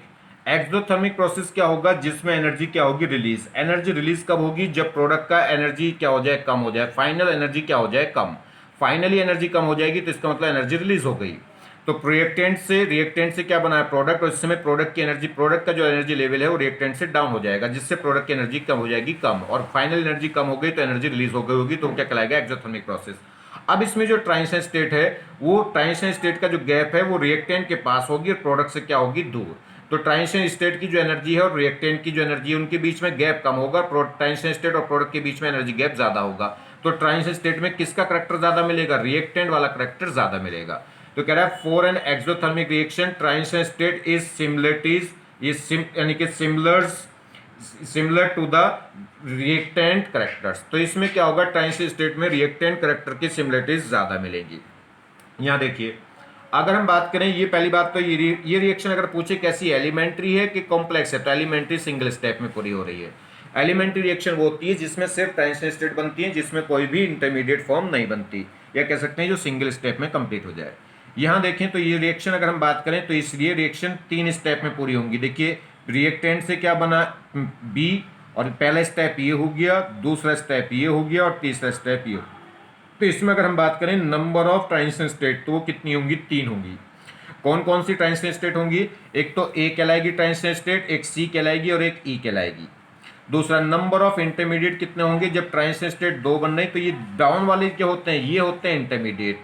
तो ये इंटरमीडिएट क्या होंगे, कितने होंगे, 2 होंगे, एक बी और एक डी। तो इंटरमीडिएट इसमें 2 होंगे, कौन कौन से, बी और डी। नंबर ऑफ स्टेप देखें तो वो ट्रांजिशन स्टेट के इक्वल होंगे, या नंबर जितनी ट्रांजिशन स्टेट होती हैं उतने ही क्या होते हैं, स्टेप होते हैं। तो स्टेप इसमें कितने हो गए, 3। और ट्रांजिशन स्टेट क्या होंगी, जो टॉप पॉइंट होते हैं, टॉप जो पीक होंगे। चलिए रेट डिटरमाइनिंग स्टेप की बात करूं तो इनमें सबसे स्लोवेस्ट स्टेप कौन सा होगा, जिसकी एक्टिवेशन एनर्जी ज्यादा होगी। तो इसका ग्राफ देखिए, इसका ग्राफ सबसे नीचे है, इसका थोड़ा और ऊपर। और सबसे ज्यादा एनर्जी कौन सी ट्रांजिशन स्टेट की है, सी की। और ये सी कौन सा स्टेप है, सेकंड स्टेप तो ये, पहला स्टेप ये दूसरा स्टेप और ये तीसरा स्टेप। तो यहाँ पे जो सबसे स्लोवेस्ट स्टेप वो होगा जिसकी एक्टिवेशन एनर्जी सबसे ज्यादा होगी। एक्टिवेशन एनर्जी सबसे ज्यादा किसकी होगी, सी की।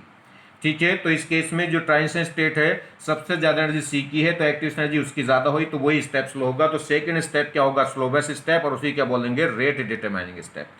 क्लियर, तो जो रेट डिटरमाइनिंग स्टेप है कौन सा होगा, सेकंड स्टेप। ये दूसरा कह रहा है करेक्टर्स यानी कि रिजेंबलेंस। अगर हम करेक्टर रिजेंबलेंस की बात करें तो अब देखिए ए, ये जो ट्रांजिशन स्टेट है ए, ये किसकी करेक्टर को रिजेंबल करेगा, क्या पी इस आर की या बी की। तो किसके ज्यादा करीब है, ये ए आर के ज्यादा करीब है या बी के, तो बी के ज्यादा करीब है। तो ए में जो करेक्टरिस्टिक रिजेंबल होगी वो किसकी रिजेंबल होगी, बी की। अगर हम बात करें सी में, तो सी में किसकी करेक्टरिस्टिक ज्यादा रिजेंबल होगी, बी की या डी की। तो ये बी के ज्यादा करीब है, डी से दूर है। तो बी के ज्यादा करीब है, कह सकते हैं सी और बी के बीच में एनर्जी गैप कम है, जबकि सी और डी के बीच में एनर्जी गैप ज्यादा है। तो जिसमें एनर्जी गैप कम होगा उसको रिजेंबल कर रहा होगा। तो सी भी किसको रिजेंबल कर रहा होगा, बी को। सी की जो नेचर है वो बी को रिजेंबल कर रही होगी, या कह सकते हैं सी में बी की नेचर ज्यादा पाई जाएगी, डी की नेचर कम पाई जाएगी। जैसे ई है तो ई में किस किस की नेचर होगी, डी की होगी और प्रोडक्ट की होगी। तो ई में किसकी नेचर ज्यादा पाई जाएगी, डी की नेचर ज्यादा पाई जाएगी पी से। क्यों, क्योंकि ये इनके दोनों के बीच में एनर्जी गैप कम है और इनके बीच में एनर्जी गैप क्या है, ज्यादा। या कह सकते हैं ई किसके करीब है, डी के करीब है, और पी से क्या है, दूर है। तो ई में किसकी नेचर रिजेंबल होगी, डी की। नेक्स्ट बात करें अब इंटरमीडिएट्स। इंटरमीडिएट क्या है, ये कह रहा है those species form during a reaction between two transition state. किसी भी रिएक्शन में दो ट्रांजिशन स्टेट के बीच में जो सब्सटेंस बनता है उसे क्या बोलते हैं, इंटरमीडिएट। ये कह रहा है दोज स्पेसीज क्यों बोल रहा है, क्योंकि वो कैटाइन भी हो सकता है, एनाइन भी हो सकता है, फेडिकल भी हो सकता है, कार्बिन भी, नाइट्रीन भी। ठीक है, तमाम बहुत सारे इंटरमीडिएट हैं टाइप। तो those species formed during a reaction between two transition state. किसी भी रिएक्शन के प्रोसेस में दो ट्रांजिशन स्टेट के बीच में जो एक स्पेसीज बनता है उसे क्या बोलते हैं, intermediate. Intermediate can be isolated. Intermediate क्या हो सकता है, आइसोलेट किया जा सकता है, मतलब ये छोटे मोटे टाइम के लिए बनाया जा सकता है, मतलब इसे रिएक्शन में सेपरेट किया जा सकता है। तो intermediate can be isolate if activation energy of the further यानी कि फर्दर स्टेप इज हाई।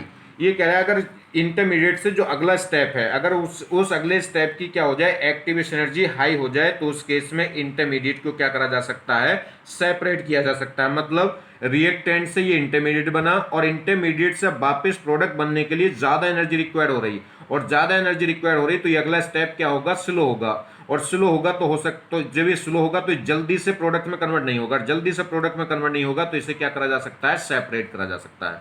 मगर ट्रांजिशन स्टेट को सेपरेट नहीं किया जा सकता, क्योंकि ये रिएक्टेंट और प्रोडक्ट के बीच में बनती हैं, मगर बहुत छोटे से टाइम के लिए। ये रुक सकता है क्योंकि अगर इसमें एक्टिवेशन एनर्जी क्या होगी, ज्यादा। तो ध्यान रखिए, ट्रांजिशन स्टेट को सेपरेट नहीं कर सकते, मगर इंटरमीडिएट को सेपरेट कर सकते हैं। इंटरमीडिएट भी सेपरेट कब होगा, जब इंटरमीडिएट बन जाए, तो उससे अगला जो प्रोसेस है, अगर उस केस में एक्टिवेशन एनर्जी क्या हो जाए, एकदम से हाई हो जाए, तो ये स्टेप क्या हो जाएगा, बहुत धीमा पड़ जाएगा, और धीमा पड़ जाएगा तो इसे आराम से आप सेपरेट कर सकते हैं। तो इस केस में स्टेप देखिए, ये पहला स्टेप, ये दूसरा स्टेप, कितनी ट्रांजिशन स्टेट बनी, दो।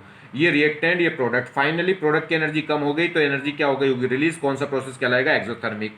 इसमें क्या हो गया, इस ट्रांजिशन स्टेट की एक्टिवेशन एनर्जी कम है, जबकि सेकंड स्टेप की जो ट्रांजिशन स्टेट है उसका एनर्जी गैप ज्यादा है, या कह सकते हैं उसकी एक्टिवेशन एनर्जी गैप ज्यादा है, या उसका पहाड़ क्या हो गया, ज्यादा ऊपर निकल गया। तो उसकी टेंशन स्टेट की एनर्जी ज़्यादा। तो इस टेंशन स्टेट की एनर्जी ज़्यादा है तो ये स्टेप क्या हो जाएगा, स्लो। तो ये कह सकते हैं EA1 से ज़्यादा कौन होगी, EA2, और EA2 ज़्यादा होगी अगर ये एक्टिवेशन एनर्जी बहुत ज़्यादा हो जाए, बहुत ज़्यादा कितनी, 20 किलो कैलोरी से। अगर ये जो गैप है एक्टिवेशन एनर्जी सेकंड स्टेप का, अगर ये 20 किलो कैलोरी से ज़्यादा हो जाए तो ये स्टेप काफ़ी स्लो हो जाएगा, और काफ़ी स्लो हो जाएगा तो इस केस में फिर इसे क्या कर सकते हैं, सेपरेट कर सकते हैं, या कह सकते हैं ये इंटरमीडिएट फिर आगे प्रोडक्ट में जल्दी से कन्वर्ट होता ही नहीं, बस यहीं रुक जाता है। तो अगर ये एक्टिवेशन एनर्जी से नेक्स्ट इंटरमीडिएट से अगले स्टेप की एक्टिवेशन एनर्जी ज़्यादा हो तो इसे सेपरेट कर सकते हैं, और ज़्यादा भी कितनी, ये जो सेकंड एक्टिवेशन एनर्जी है ये 20 किलो कैलोरी से अगर अधिक है, then intermediate can be isolate, तो उस केस में इंटरमीडिएट को सेपरेट किया जा सकता है। तो ये वैल्यू इंपॉर्टेंट है, ध्यान रखना, कितनी एक्टिवेशन एनर्जी इंटरमीडिएट सेपरेट किया जा सकता है अगर उससे अगला स्टेप की एक्टिवेशन एनर्जी कितनी हो जाए, 20 किलो कैलोरी से अधिक हो जाए। अब बात कर लेते हैं रिएजेंट्स। रिएजेंट्स क्या होंगे, देखिए किसी भी रिएक्शन में रिएक्टेंट होता है और प्रोडक्ट होता है। रिएक्टेंट से क्या, रिएक्टेंट कन्वर्ट होगा प्रोडक्ट में, मगर रिएक्टेंट में भी दो पार्ट होते हैं, एक होता है सबस्ट्रेट और एक होता है रिएजेंट। सबस्ट्रेट तो वो होता है जिस पे अटैकिंग होती है, जिस पे कोलिजन होती है, और रिएजेंट वो होता है जो कोलाइड करता है। तो रिएजेंट क्या करेगा, कोलाइड करेगा किस पे, सबस्ट्रेट पे, तब रिएक्शन क्या होती है, स्टार्ट होती है। आगे बात समझ में।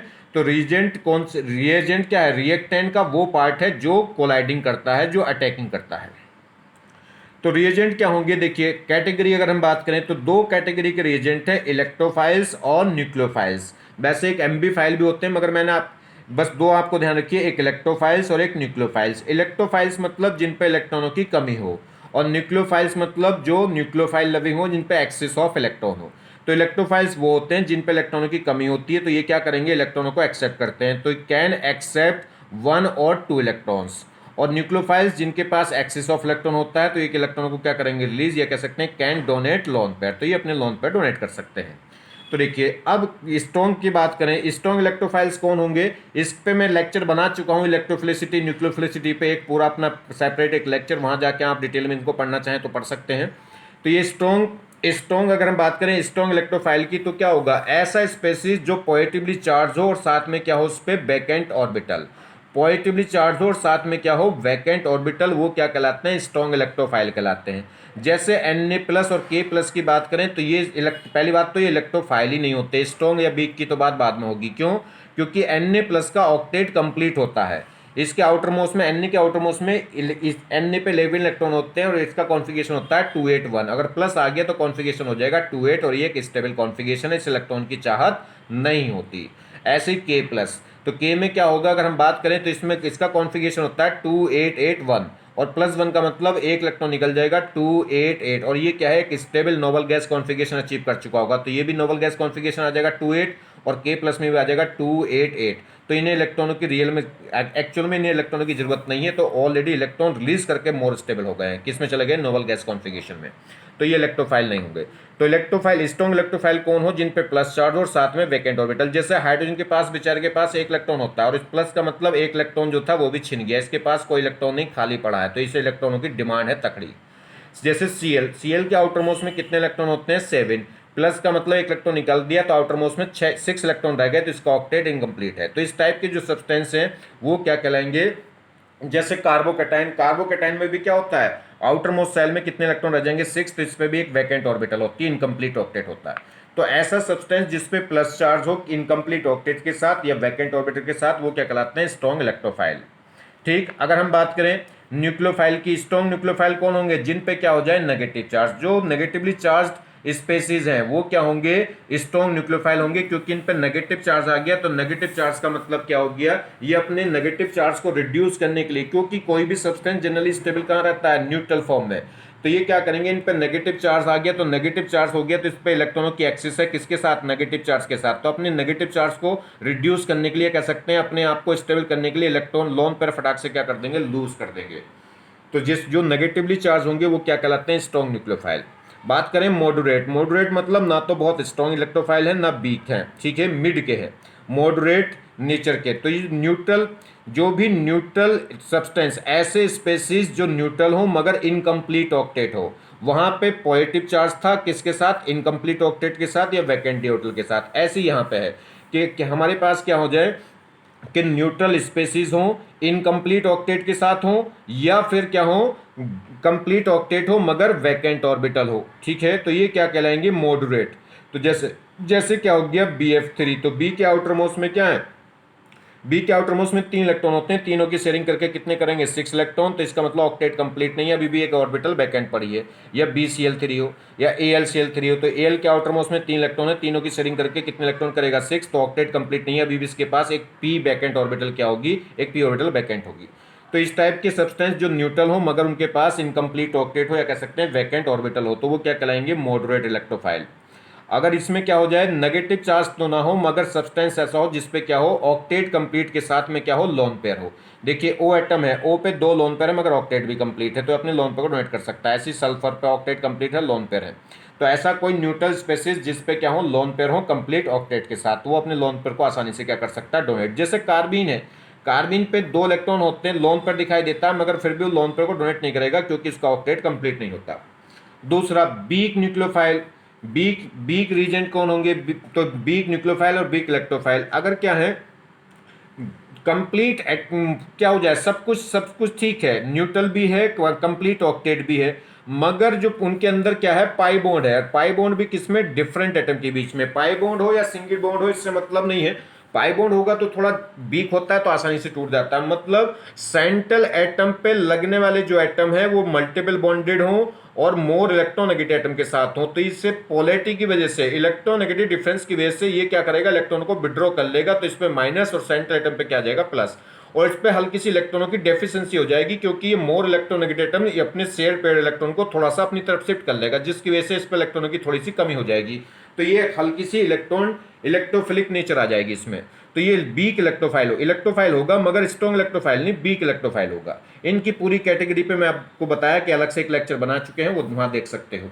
इधर देखिए, पाई बॉन्ड हो मगर किसके साथ, सेम एटम के साथ। सेम एटम के साथ होगा तो नेगेटिव पॉजिटिव चार्ज तो जनरेट नहीं होगा, मगर क्या है, अगर कहीं इलेक्ट्रॉनों की जरूरत पड़ी तो इस पर लोन पेयर तो नहीं है मगर इसके पास पाई इलेक्ट्रॉन है। और पाई बॉन्ड क्या होता है, वीक बॉन्ड होगा, अगर कहीं इलेक्ट्रॉनों की जरूरत होगी तो तुरंत पाई बॉन्ड को ब्रेक करके क्या कर देगा, पाई इलेक्ट्रॉन रिलीज कर देगा। तो ये कैसे काम कर सकता है, एक न्यूक्लियोफाइल की तरह। क्लियर होगी बात। तो रीजेंट जनरली 2 टाइप के होंगे, इलेक्ट्रोफाइल और न्यूक्लियोफाइल। इलेक्ट्रोफाइल वो हो गए जिन पे इलेक्ट्रॉनों की कमी हो, जो इलेक्ट्रॉनों को क्या कर सके, एक्सेप्ट। और न्यूक्लियोफाइल वो हो गए जिन पे एक्सेस ऑफ इलेक्ट्रॉन हो या कह सकते हैं जो इलेक्ट्रॉनों को डोनेट कर सके। स्ट्रॉन्ग इलेक्ट्रोफाइल कौन होंगे, जिन पे पॉजिटिव चार्ज हो इनकम्प्लीट ऑक्टेट के साथ या वैकेंट ड्यूटल के साथ। और मॉडरेट कौन होंगे, जिन जो न्यूट्रल हो मगर इनकम्प्लीट ऑक्टेट के साथ या वैकेंट ऑर्बिटल के साथ। और वीक कौन होंगे, जिनका ऑक्टेट भी कंप्लीट हो, न्यूट्रल भी हो, मगर उन पे डिफरेंट एटम के बीच में सेंट्रल एटम पे लगने वाले जो एटम है वो मोर इलेक्ट्रोनेगेटिव एटम हो जाए मल्टीपल बॉन्ड के साथ, जिससे इलेक्ट्रोनेगेटिव डिफरेंस की वजह से एक पोलैरिटी जनरेट हो जाती है, जिससे सेंट्रल एटम पे क्या आएगा, प्लस चार्ज। प्लस का मतलब डेफिशिएंसी ऑफ इलेक्ट्रॉन्स।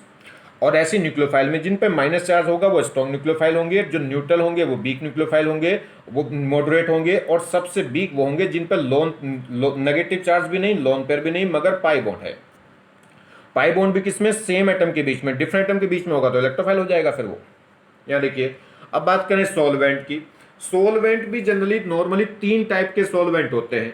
एक तो होगा नॉन पोलर और एक होता है पोलर। पोलर में फिर 2 टाइप के होंगे, एक तो हाइड्रोजन यानी कि hydrogen bonding polar protic solvent, या कह सकते हैं इसे पोलर प्रोटिक सॉल्वेंट बोलते हैं, उसे पोलर एप्रोटिक सॉल्वेंट।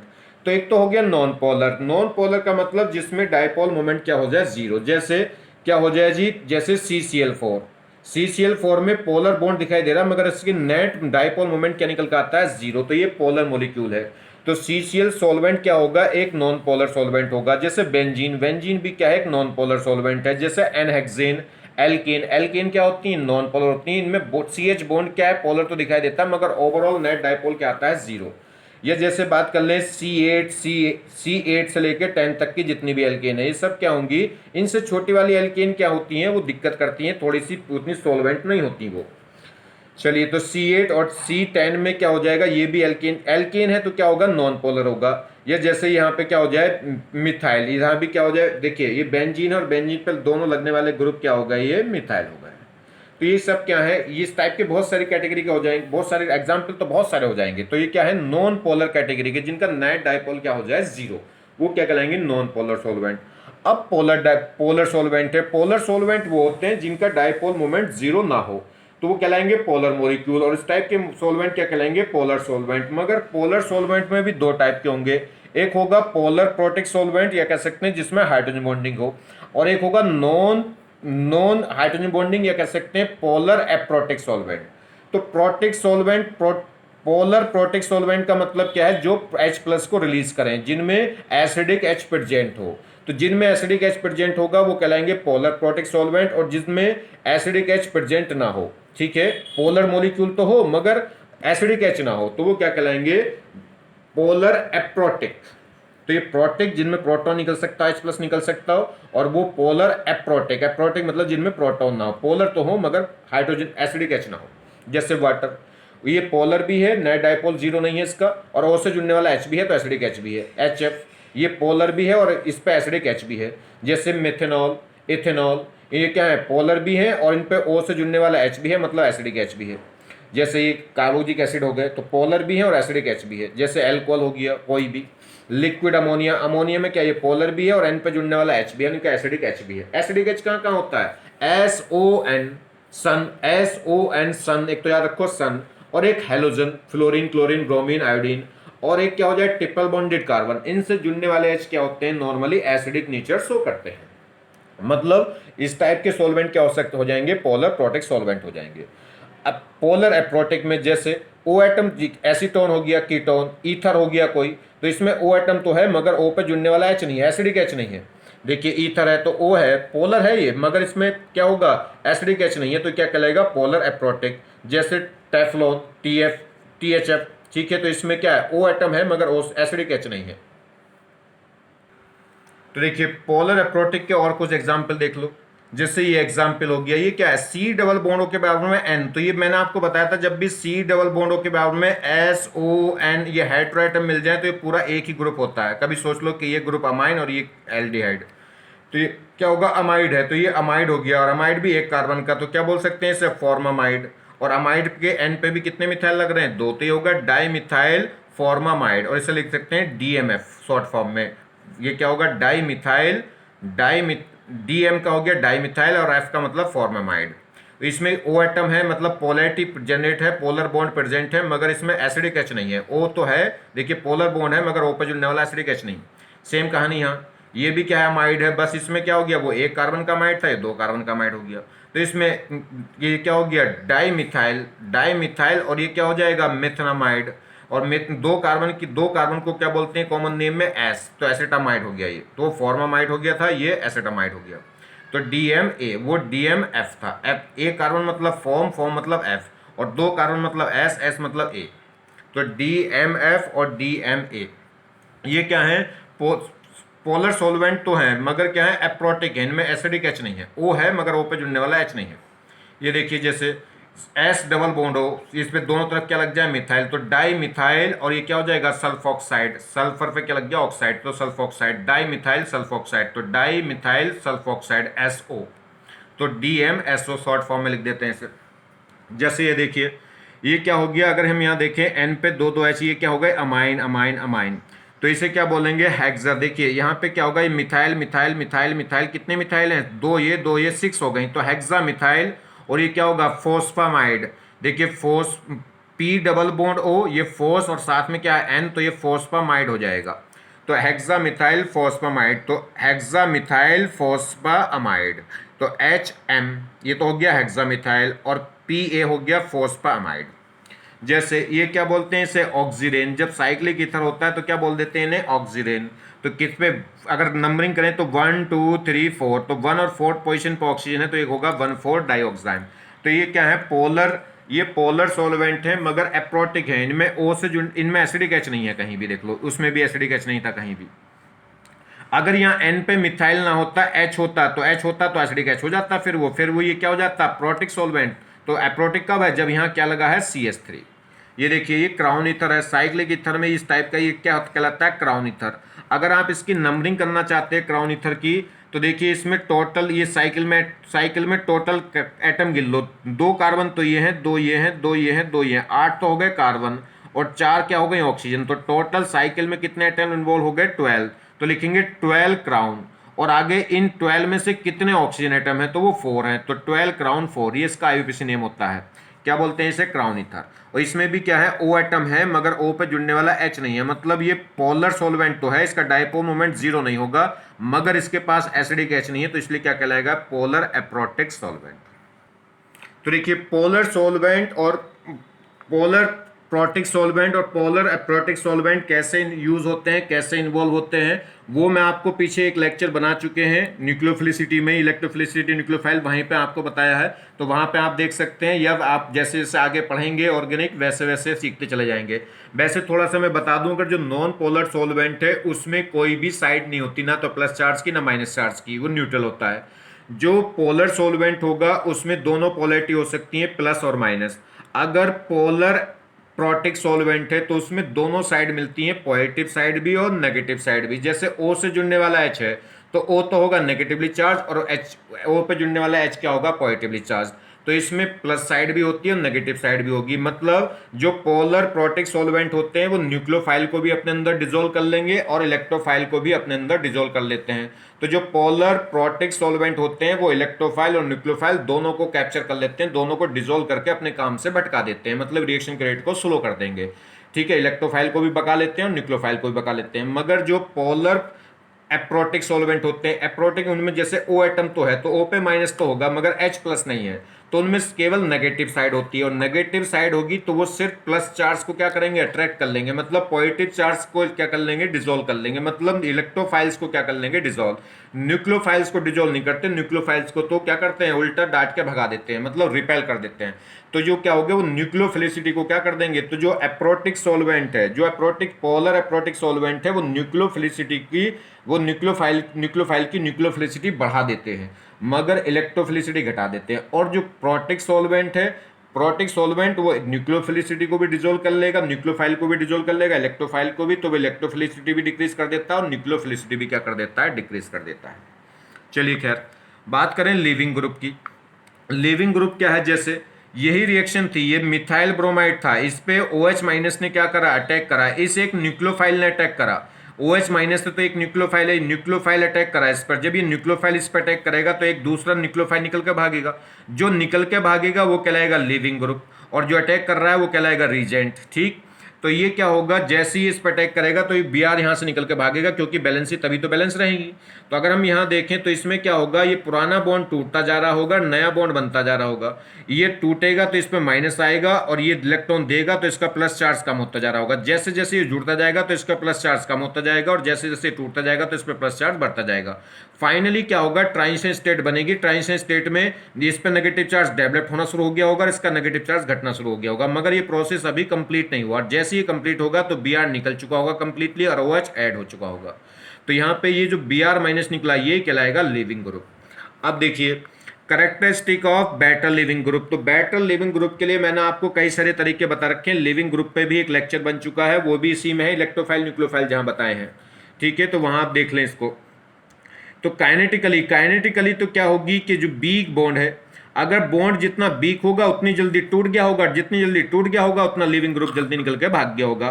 और दूसरा क्या कह सकते हैं? पोलर बॉन्ड, जितना बॉन्ड पोलर होगा उतना बॉन्ड क्या होगा? पोलर मतलब इलेक्ट्रोनेगेटिव डिफरेंस, तो जितनी पोलैरिटी होगी उतना भी बॉन्ड क्या होगा? वो आसानी से क्या हो गया होगा? टूट गया होगा। देखिए ये पहले से जितना ज्यादा इलेक्ट्रॉन खींचा होगा, तो जितना ज्यादा इस पर पहले से माइनस और प्लस आ रहा होगा तो ये क्या होगा? उतनी आसानी से निकल गया होगा। तो काइनेटिकली अगर हम देखें तो बेटर लिविंग ग्रुप कौन होगा? जिसका बॉन्ड वीक होगा या जो पोलर बॉन्ड होगा वो वीक बॉन्ड हो जाएगा, वो आसानी उसका जो उस पर लगने वाला ग्रुप आसानी से रिमूव हो जाएगा, तो वो बेटर लिविंग ग्रुप हो जाएगा। अगर थर्मोडायनेमिकली देखें तो थर्मोडायनेमिकली जो ग्रुप लीव कर रहा है, निकल के भाग रहा है, वो एनायन की फॉर्म में भाग रहा है। तो अगर ये एनायन जितना ज्यादा स्टेबल होगा, जितना स्टेबल होगा उतनी जल्दी क्या होगा? उतनी जल्दी ये बन जाएगा। थर्मोडायनेमिक्स तो ये बताती है कि प्रोसेस उधर भागेगा जिधर स्टेबिलिटी बढ़े, और काइनेटिकली कहती है कि प्रोसेस उधर भागेगा जिधर रिएक्शन जल्दी हो जाए, फास्ट हो जाए, मतलब जिसमें टाइम कम लगे। तो इसलिए काइनेटिकली तो बता दिया कि जो बॉन्ड वीक होगा वो होगा बेटर लिविंग ग्रुप, और थर्मोडायनेमिकली कि जो लिविंग ग्रुप, जो एनायन लीव करने वाला जो ग्रुप होगा उसका क्या बनता है एनायन, वो एनायन जितना ज्यादा स्टेबल होगा उतनी जल्दी निकल कर भाग जाएगा। मतलब उसके निकलने से जो एनायन बन रहा है अगर वो स्टेबल है तो फटाफट से निकलेगा, और वो एनायन अनस्टेबल हो रहा होगा तो वो आनाकानी करेगा। जैसे अगर मान लीजिए क्या है, नौकर खुद चाह रहा था क्या है कि नौकरी छोड़ के कहीं दूसरी जगह चला जाऊं, क्योंकि दूसरी जगह उसे बता दिया किसी ने कि ज्यादा पैसे मिल जाएंगे, तो नौकर खुद चाह रहा था कि नौकरी छोड़ दूं, और मालिक ने क्या कह दिया, मालिक ने क्या कह दिया कि भाई तू काम ठीक से नहीं कर रहा, जरा सा उसे छेड़ दिया, उसे तो मौका मिल गया कि अच्छा जरा काम ठीक से नहीं कर रहा तो लो ठीक है चल जा रहा हूं मैं, आप बुला लो जो सही काम करता हो उसे बुला लो। तो रीजन में वो जाना भी चाह रहा था, क्यों, क्योंकि उसे पता है कि यहां से छोड़ के दूसरी जगह काम पर जाएगा तो यहां अगर 10,000 मिल रहे हैं तो वहां पे 15,000 मिल जाएंगे, तो वो क्या उसे लग गया कि वहां पे स्टेबल हो जाऊंगा, तो क्या होगा वो तुरंत निकल कर भाग जाएगा।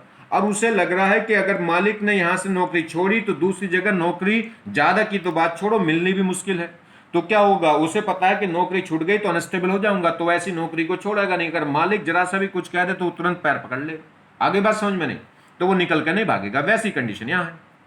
चलिए जैसे बात करें सी पे एफ, सी पे सी एल, सी पे बी आर, सी पे आई, तो इनमें से बेटर लिविंग ग्रुप कौन होगा। अगर हम बात करें तो अगर बॉन्ड के बेसिस पे देखें तो ये किसके बीच में बॉन्ड है, यहाँ पे जो बॉन्ड है वो 2p के बीच में है, यहाँ पे बॉन्ड 2p और 3p, क्योंकि कार्बन की बैलेंसी सेल कौन सी है, सेकंड, क्योंकि सेकंड पीरियड का है।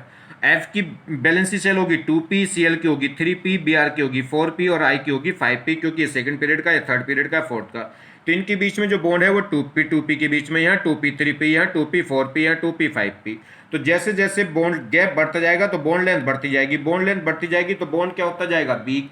तो काइनेटिकली क्या कहती है कि जो वीक बॉन्ड होगा वही क्या होगा, वो जल्दी टूट जाएगा, और जल्दी टूट जाएगा तो वो लिविंग ग्रुप उतनी जल्दी निकल जाएगा। तो ये बॉन्ड क्या होगा, इससे बड़ी लेंथ होगी इसकी, इससे बड़ी लेंथ होगी इसकी, जैसे जैसे साइज बढ़ेगा वैसे वैसे बॉन्ड लेंथ बढ़ेगी, और बॉन्ड लेंथ बढ़ेगी तो बॉन्ड वीक होता जाएगा, और वीक बॉन्ड होगा तो बेटर लिविंग ग्रुप। तो इसलिए आई माइनस जल्दी निकल कर भाग जाएगा Br माइनस से, और Br माइनस जल्दी निकल कर भाग जाएगा Cl माइनस से। तो F माइनस से बेटर लिविंग ग्रुप हुआ Cl माइनस, Cl माइनस से बेटर हुआ Br माइनस, Br माइनस से बेटर हुआ I माइनस। ये तो किसके बेसिस पे देख लिया हमने, बॉन्ड के बेसिस पे। दूसरा स्टेबिलिटी के बेसिस पे देख लो, जब ये निकल जाएंगे हेलोजन तो ये बनेगा F माइनस, ये Br माइनस, ये Cl माइनस, ये Br माइनस, ये I माइनस।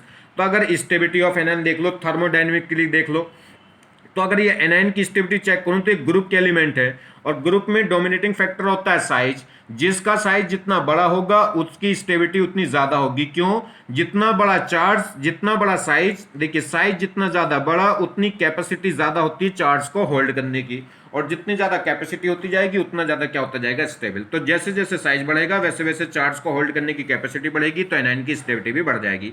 तो F माइनस से ज्यादा स्टेबल एनायन कौन होगा, I माइनस, और जितना स्टेबल एनायन होगा उतना बेटर लिविंग ग्रुप, उतनी जल्दी निकल कर भाग गया होगा। या दूसरी तरीके से देख लो, ये जो लिविंग ग्रुप है इनके कॉन्जुगेट एसिड बना के देख लो, इसका कॉन्जुगेट हो जाएगा HF, इसका कॉन्जुगेट हो जाएगा HCl, तो इसमें स्ट्रॉन्ग एसिड कौन होगा, HI। जो भी क्या होगा, देखिए जो क्या होगा, निकलने से जितना स्ट्रॉन्ग एसिड जनरेट कर देगा, जितना स्ट्रॉन्ग एसिड जनरेट कर देगा उतना बेटर लिविंग ग्रुप होगा। जी देखिए स्ट्रॉन्ग बनेगा तो फटाक से बन जाएगा, आगे बात समझ में नहीं, तो वीक होगा तो जल्दी से नहीं बनेगा। तो अगर इनके कॉन्जुगेट एसिड बनाओ तो जो एनायन निकला वो एनायन जितना स्टेबल स्ट्रॉन्ग एसिड बनाएगा उतना बेटर लिविंग ग्रुप। या कह लो ये स्ट्रॉन्ग एसिड है तो जो ये जितना वीक बेस हो जाए, अगर ये स्ट्रॉन्ग एसिड है तो वो क्या होगा, वीक बेस, तो जो वीक बेस होगा वो क्या कहलाएगा, बेटर लिविंग ग्रुप। या कह लो उस लिविंग ग्रुप का कॉन्जुगेट एसिड बनाइए, और जो स्ट्रॉन्ग एसिड प्रोड्यूस देगा, जो स्ट्रॉन्ग एसिड प्रोड्यूस करेगा वो क्या होगा, बेटर लिविंग ग्रुप। तो जो कॉन्जुगेट एसिड बनाइए, कॉन्जुगेट एसिड का जो एसिडिक स्ट्रेंथ ऑर्डर है वही क्या होगा, लिविंग ग्रुप ऑर्डर। या जो बेसिक स्ट्रेंथ का जो ऑर्डर होता है लिविंग ग्रुप का, उसका क्या होगा, बीक जो बेस है, बीक जो बेस होगा वो क्या होगा, बेटर लिविंग ग्रुप। तो कई सारे क्राइटेरिया हैं, उससे आप किसी से भी निकाल सकते हो। तो weak base are the good leaving group, या stable anion is the good leaving group, या conjugate strong acid is the better leaving group, या weak bond is the better leaving group. देखिए गुड लिविंग ग्रुप में जैसे inorganic reaction generally use होती हैं, अगर जैसे NH2 है, N2 गैस एक स्टेबल मॉलिक्यूल है, क्योंकि NN के बीच में ट्रिपल बॉन्ड है और गैसियस फॉर्म में भी है।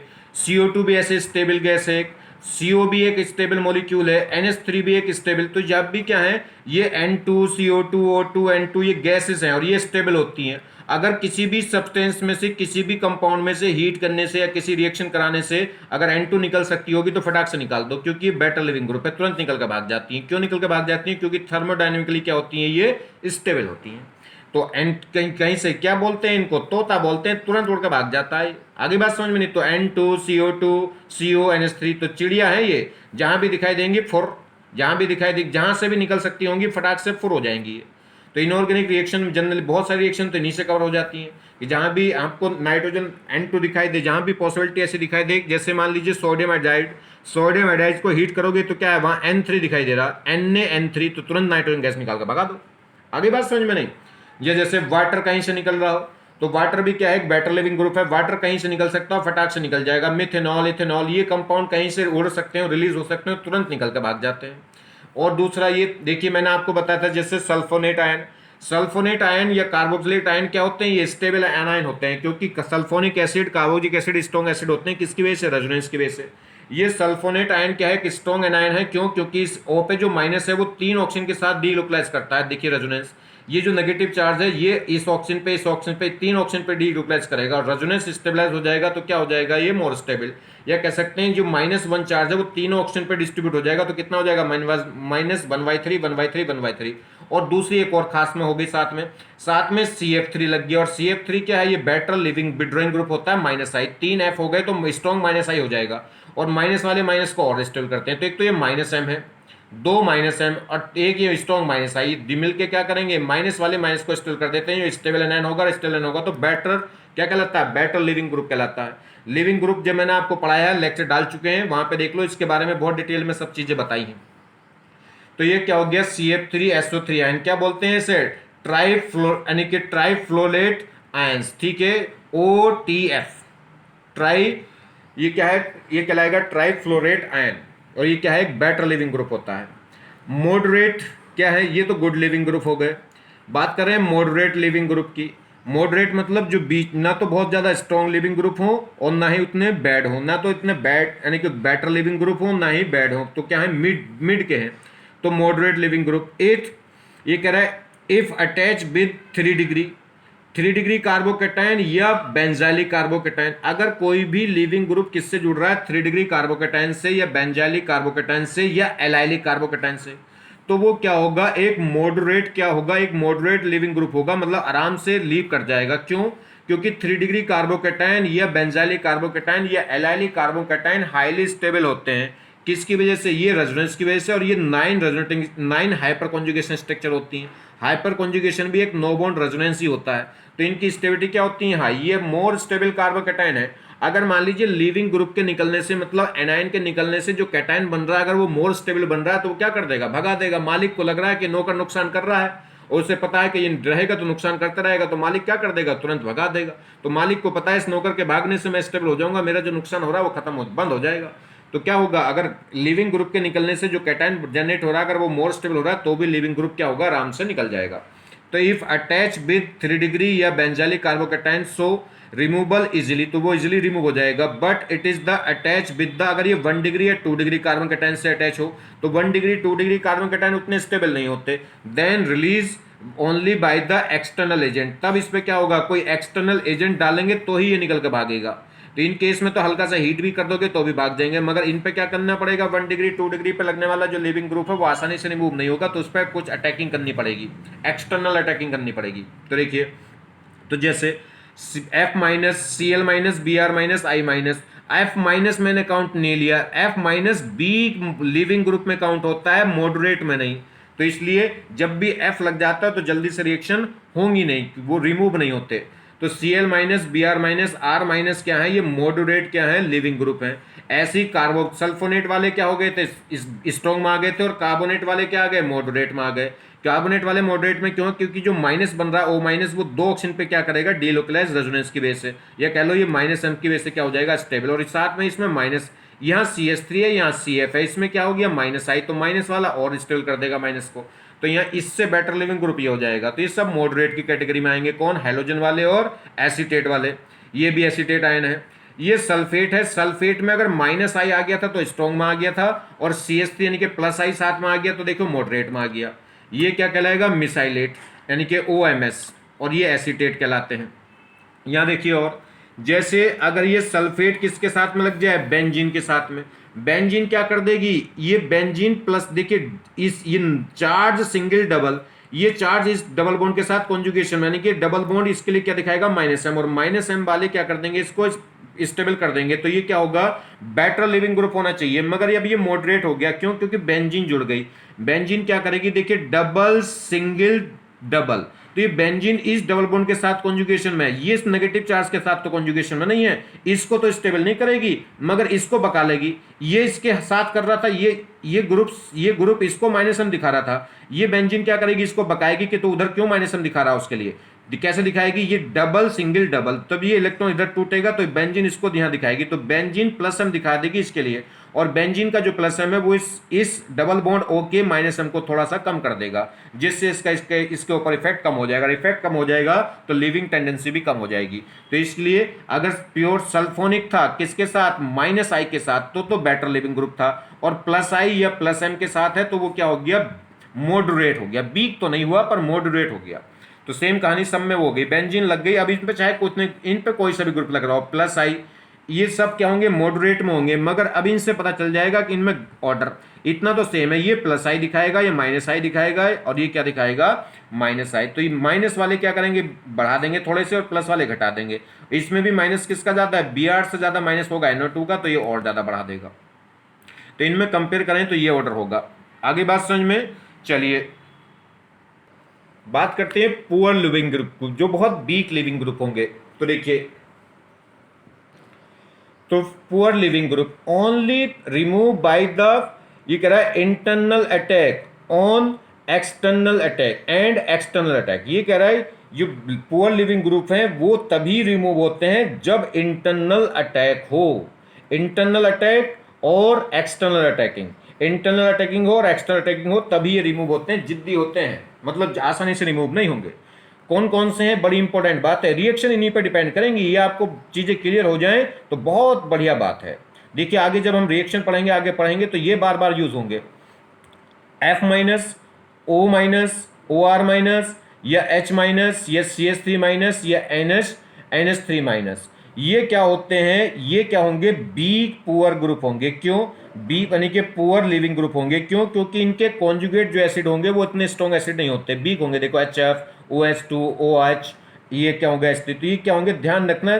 कैसे याद रख सकते हैं, ऐसे भी याद रख सकते हैं कि क्या होगा, अगर जो जितना कॉन्जुगेट एसिड, जितना स्ट्रॉन्ग कॉन्जुगेट एसिड प्रोड्यूस करते हैं उतना क्या होंगे, स्ट्रॉन्ग लिविंग ग्रुप, और जितना वीक कॉन्जुगेट एसिड प्रोड्यूस करेंगे उतना क्या होंगे, वीक लिविंग ग्रुप या वीक बेस जो हो जाए। चलिए खैर, तो इसमें क्या होगा, ये सब F हैलोजन में से F आ गया, OH- है, OR- है, मतलब O वाले आ गए, और ये H-, ये CH3- और NH3-। ये क्या होते हैं, ये हम बात करेंगे, ये वीक लिविंग ग्रुप हैं, क्योंकि इनका जो कॉन्जुगेट एसिड है वो एक्चुअल में एसिड नहीं होता, जैसे वाटर एसिड नहीं होता, एल्कोहल एसिड नहीं होता। अगर हम बात करें मेथेन, तो मेथेन एसिड नहीं होती, जैसे अमोनिया, तो अमोनिया एसिड नहीं होती, एसिडिक नेचर होती है इनमें, एसिड नहीं होते ये। H+ को लूज कर सकते हैं मगर एसिडिक नहीं होते, इसलिए अगर अल्कोहल एसिड होता तो लोग पीते दारू को, बिल्कुल भी नहीं पीते। समझ में आ रही बात नहीं, तो एसिडिक नेचर नहीं होता, बस तीखापन होता है। जैसे आप कोल्ड ड्रिंक पीते हो तो कोल्ड ड्रिंक में क्या है, पानी एकदम बिल्कुल सॉफ्ट होता है, पानी जब आप पियेंगे तो एकदम सॉफ्ट नेट होती है, मगर कोल्ड ड्रिंक जब आप पीते हैं तो तीखापन होता है और कुछ नहीं, मगर वो एसिडिक नहीं होती। आगे बात समझ में नहीं, तो ये एसिडिक नेचर शो कर सकते हैं मगर एसिड नहीं होते। तो ये बी, इनके जो कॉन्जुगेट एसिड है वो वीक एसिड आते हैं, इतने स्ट्रॉन्ग एसिड नहीं आते, तो इसलिए क्या है, सब वीक लिविंग ग्रुप है। आगे बात समझ में, जैसे अब ये कैसे रिमूव होंगे, जैसे हमारे पास ये बहुत जगह सिचुएशन बनेगी, ये OH- निकालना है, तो ये OH- एक वीक लिविंग ग्रुप है, जल्दी से भागने वाला नहीं है, तो क्या होगा, ये O- इसे इंटरनल अटैक करेगा, जब ये इलेक्ट्रॉन यहां देगा तो ये इलेक्ट्रॉन इधर भागेगा, मतलब इसे मदद हेल्प देनी पड़ेगी, इसे सहारा देना पड़ेगा, ये लंगड़ा है भागता नहीं, तो ये क्या करेगा, जैसे ही इलेक्ट्रॉन इधर देगा तब यहां से माइनस निकल कर भागेगा, तो ये माइनस निकल जाएगा, तो ये बन जाएगा प्लस, और प्लस माइनस क्या बना देंगे यहाँ बॉन्ड। जैसे यहां देखिए, हमें H- को निकालना है या OR- को निकालना, तो ये इंटरनल क्या करना पड़ेगा, अटैकिंग करनी पड़ेगी, तो ये O- इसको क्या करेगा, O पहले इस पे क्या करेंगे, माइनस बनाएंगे, वो O- इसको अटैक करेगा, तब ये बॉन्ड यहां से इधर लेके भागेगा, तब ये अपने इस बॉन्ड के इलेक्ट्रॉनों को लेकर भागेगा, नहीं तो सुस्त है ये, समझ में आ रही बात नहीं, सुस्त जिसे बोलते हैं। तो ये जब इंटरनल अटैक, इस पर क्या करोगे, इसके चपत मारोगे, इसके क्या करोगे आप, इसे डांट पिलाओगे, तब काम पे भागेगा ये, अदरवाइज नहीं भागने वाला। आगे बात समझ में कि नहीं, तो क्या हो गया, जैसे ऐसा समझो जैसे आप घर पे क्या है, मम्मी कहती रहती पढ़ ले पढ़ ले पढ़ ले, और तुम कहते रहते हो पढ़ लूंगा, क्या है तुम्हें, पढ़ लूंगा। आ रही बात समझ में नहीं? और जैसे ही पापा आते हैं और पापा की घर में एंट्री हुई, तुरंत एकदम तुम्हारे कान खड़े और तुम भी खड़े। ठीक है, समझ में आ गई बात? नहीं तो वैसे सिस्टम यहाँ है, इंटरनल अटैकिंग होनी चाहिए। तो जैसे इंटरनल अटैकिंग होगी तो जैसे ये अटैक करेगा वैसे तब ये निकल कर भागेगा। जब इलेक्ट्रॉन यहाँ से इलेक्ट्रॉनों का फ्लो इधर को आए तब ये इलेक्ट्रॉन लेके भागेगा अपने। तो ये माइनस निकल जाएगा, ये प्लस प्लस माइनस बोर्ड बना देंगे। तो ये क्या है, वीक लिगेंड से जरा ध्यान रखेंगे। ठीक है, तो जो वीक लिगेंड से इनमें रेट क्या हो जाएंगे, जनरली स्लोवेस्ट स्टेप रेट मिलेंगे यहाँ। चलिए, तो ये अब यहां से आगे शुरू करेंगे एल्काइल हैलाइड। तो ऑर्गेनिक में 12th क्लास की ऑर्गेनिक केमिस्ट्री में अब नेक्स्ट टॉपिक शुरू करेंगे, चैप्टर वाइज स्टार्ट हो जाएंगे। अब हम स्टार्ट करेंगे इसमें एल्काइल हैलाइड। ठीक है, थैंक्स।